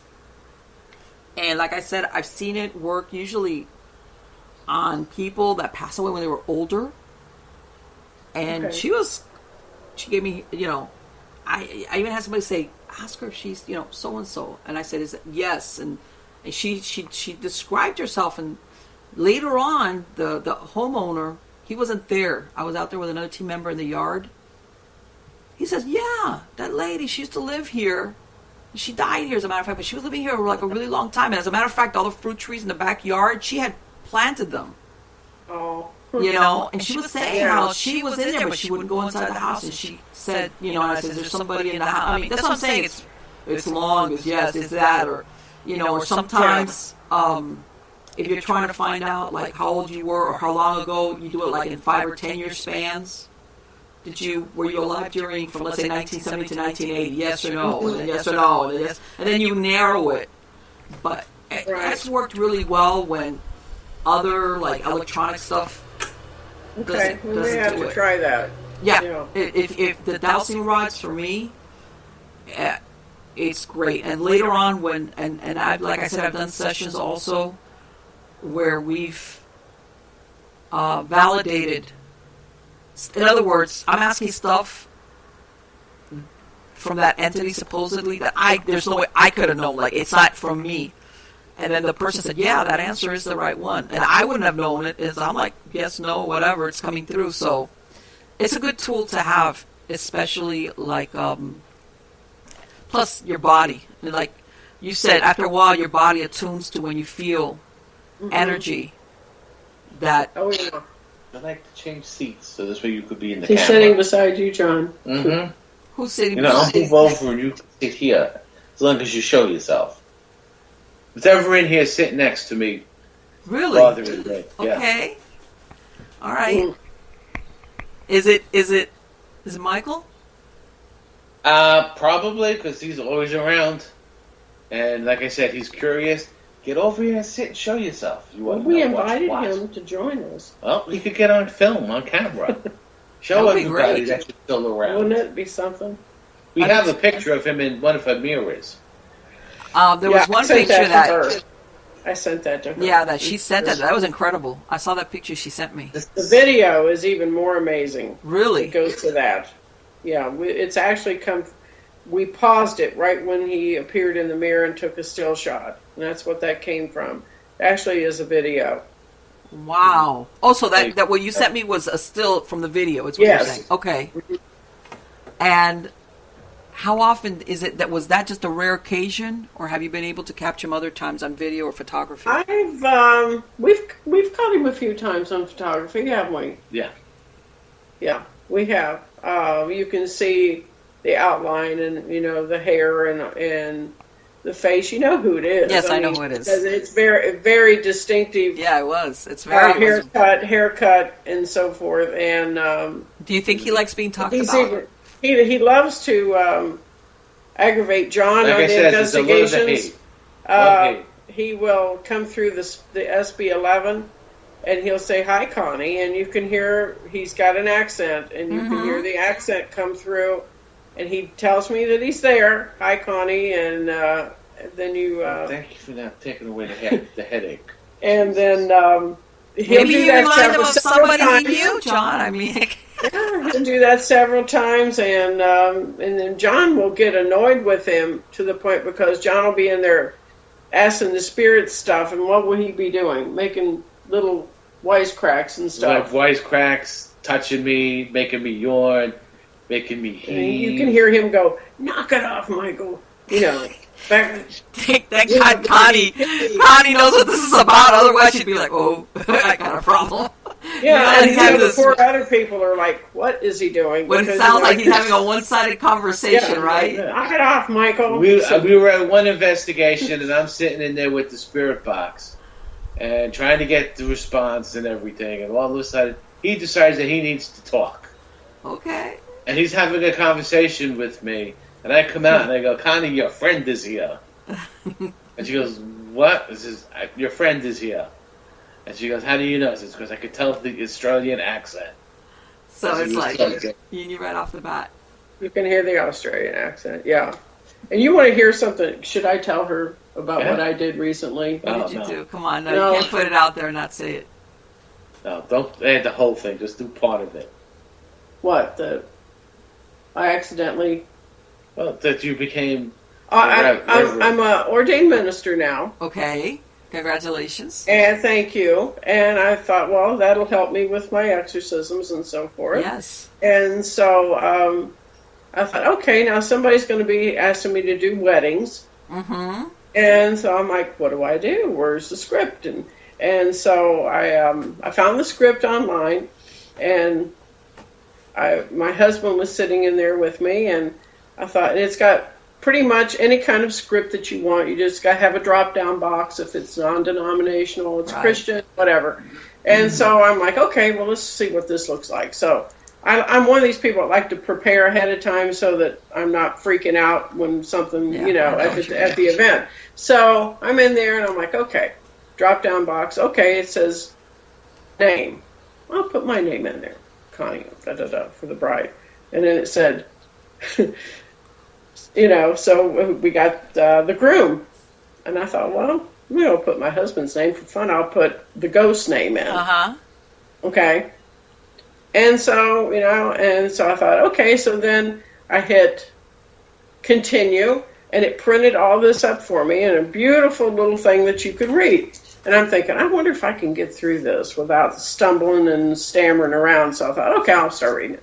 So I was reading it. I read the whole thing, all the way through the vows, all the way through the end, and up until I now pronounce you, da-da-da-da-da.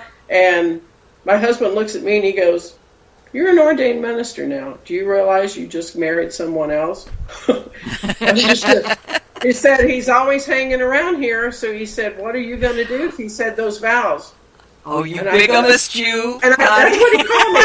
And he said, what, are you into bigamy now? I'm like, no. And then I got to thinking about it. And it worried me all day. And I'm like, what if he doesn't want to be, And so I called up my friend, of course. He probably gets tired of getting the calls, but I'm like, can you take me up on this offer? Like, communicate with him. I said, would you please ask him something for me? And I didn't want to be, specific, but I said, would you just ask him if he participated in a ceremony today? And I said, I'll tell you later what that means. And he goes, oh, okay. So, and then he got back with me. He said the answer was yes. And I'm like, what? I said, what? And he said, why, what's going on? And I hadn't told him. Hey. And so, open marriage. anytime now, he tells, the ghost will tell, Michael will tell Cheyenne, he'll say, it's none of your business. It's like, what is this? Telling him that. And so. Feel the love. It's like, I'm telling you. It's interesting, and I thought and when I told Cheyenne what happened, he goes, what am I going to do with you? You get yourself in more trouble. And I said it was just like an honest mistake, but it's fun. It's how girls are. They like exactly. To do it's stuff like that. You just And I'm telling you, the subconscious is a tricky thing. It really is. And since I've done that, Marlene, I swear he is acting like he's possessive right now. Yeah. The truth. I'm serious. There's been some stuff going on. I'm like, you need to knock this off, Let me tell you something. You remember that story I told you earlier about that girl that spirit she had? I'm not saying it's the same thing, but he was like, I don't want her. I want to be with her. Like, they don't see, like, there's a problem. They're like, one's got a body, the other one doesn't, And Connie's like, I want an annulment. Thank God I've got a very easygoing husband that just laughs it off. Yeah. Better than that. He's like, well, whatever. What are you going to do? He said, you can't fight something you can't see, Sure. So he said, if he said the vows, well, you're now married. He said, I'm like, yeah, but I said it would only be. I said it wouldn't be if something's trying to role play him. I said that's a different story. But you know what? As long as the feeling is always good in the house, you know what I'm saying? And it's all in fun. And I know you told me who it was, and I'm not going to say that's your thing. I'm going to tell people, if you really want to know, it's somebody famous. You're going to have to contact Connie to find out who this famous person is. And by the way, she did show me that picture, and it sure looks like him. So I'm positive that's him. But you're going to have to contact Connie and find out the identity of a resident page ghost. About him, too. I've got a Facebook page about him. Oh, you do? Perfect. Yes, go check it out on Facebook. That things that's happened over the last 2 years, I've documented almost everything. That's great. And let me tell you, that's really what validates when people do that long-term documentation. That all of a sudden you see the patterns and you're like, okay, come on, this is not coincidence. All this stuff that's happening, you realize, no, this is the source. This is what's going on. And on top of that, I've had anywhere from 6 to 8 mediums tell me the same person. Okay, there you go. What are the chances of that, right? I know, and I didn't give them any background information. Again, I'm like, because I didn't want to spoil whatever they told me. But I've even had them just come right out and say, you've got somebody around you, and and I'm getting the name and da da da da da, and I'm thinking, okay, well now they're going to say his name is Steve or something, and it's the same name all the time. Yeah, that's what I'm saying. See, that's when things get like okay, this is not coincidence. All right, guys, so I'm gonna let you be on your way. One more thing, wait. Go ahead. No, I will stop the press. John, what is it? No, I have a request. Go ahead. Anywhere between now and about 15 minutes ago. Yes. If you come across something on the video. Yes. Let Connie know, because I seen a distortion in your video. Okay. And you've been running smoothly the whole time, except for that one point where all of a sudden you were here, and then it jumped to over here like something ran in front of you.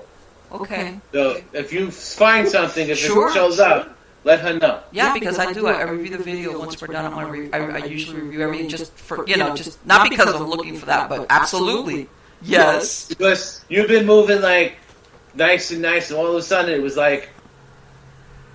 Yes. I'm going to look for that. If you see anything around John or around me. All of a sudden it'll be like, oh, guess what? Yeah.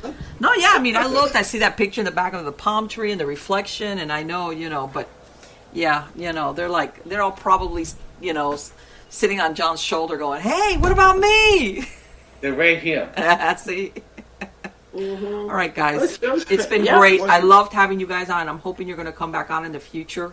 Oh, yeah, we will. Okay, and, those interesting cases, like I said, you don't have to, disclose people, because I know people sometimes are sensitive about letting anybody know.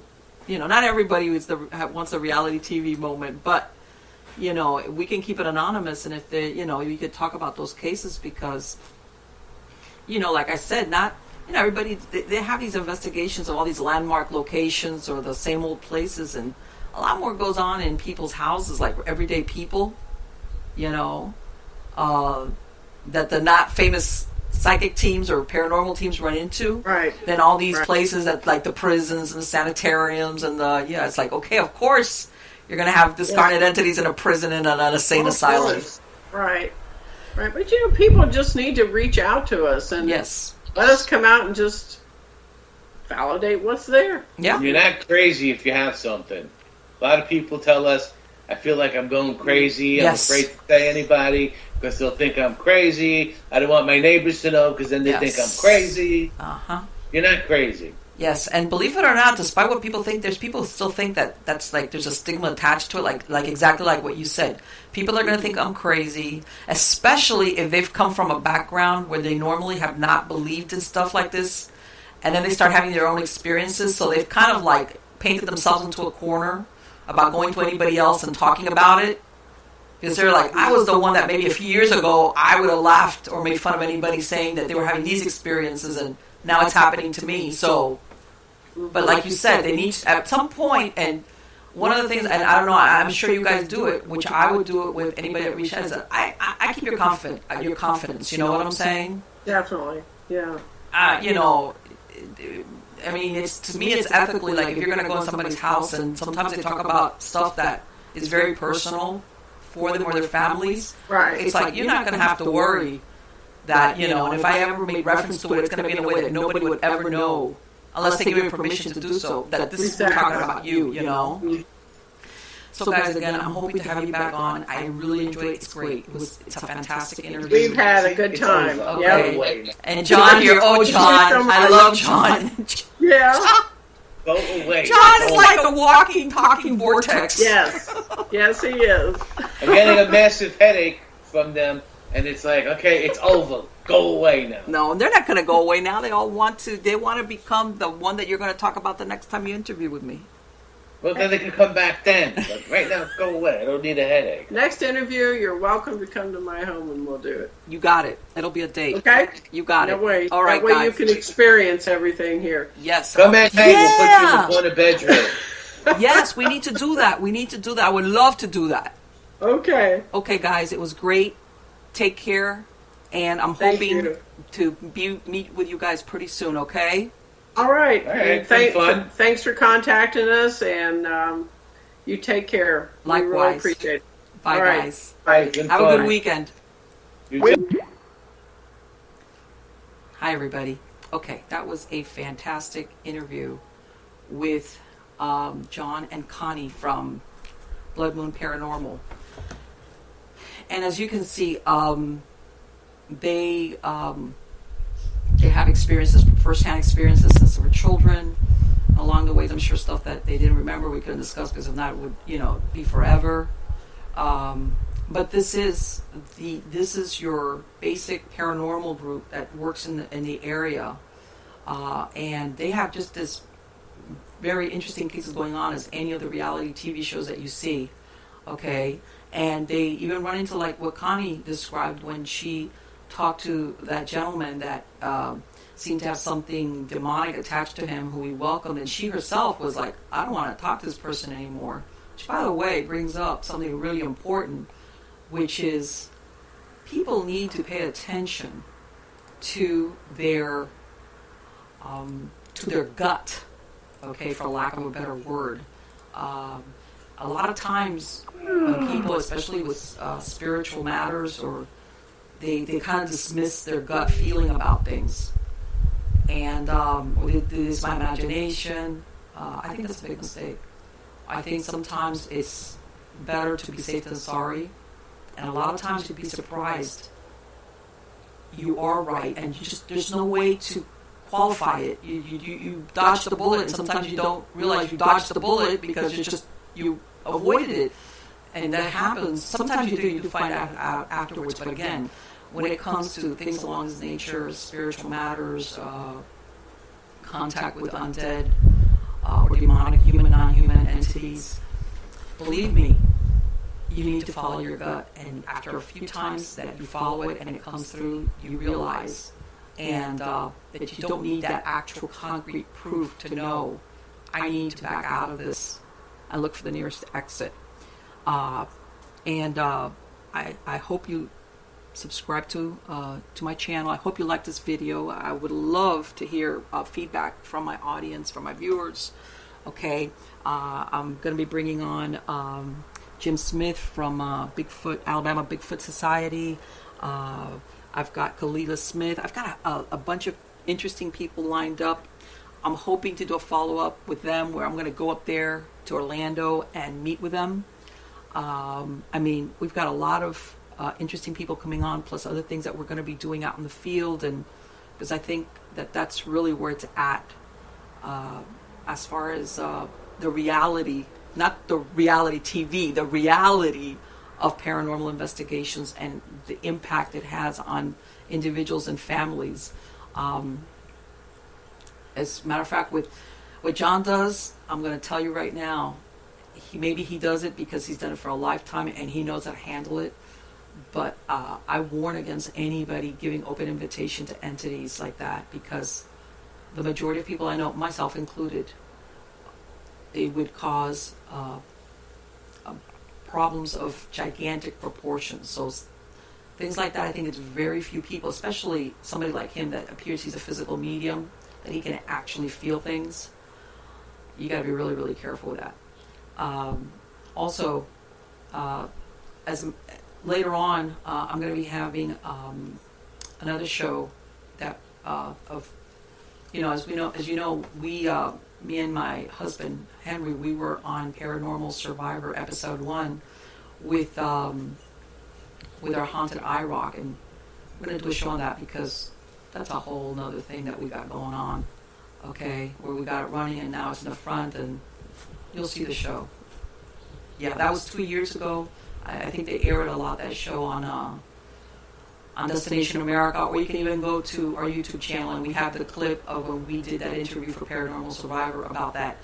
The show specifically was about haunted objects, and that hasn't stopped. So again, I love spending this time with you guys. I really enjoyed doing the show, and I'm hoping you're gonna come back every week and give me feedback on what you'd like to see, and have a good weekend. Take care.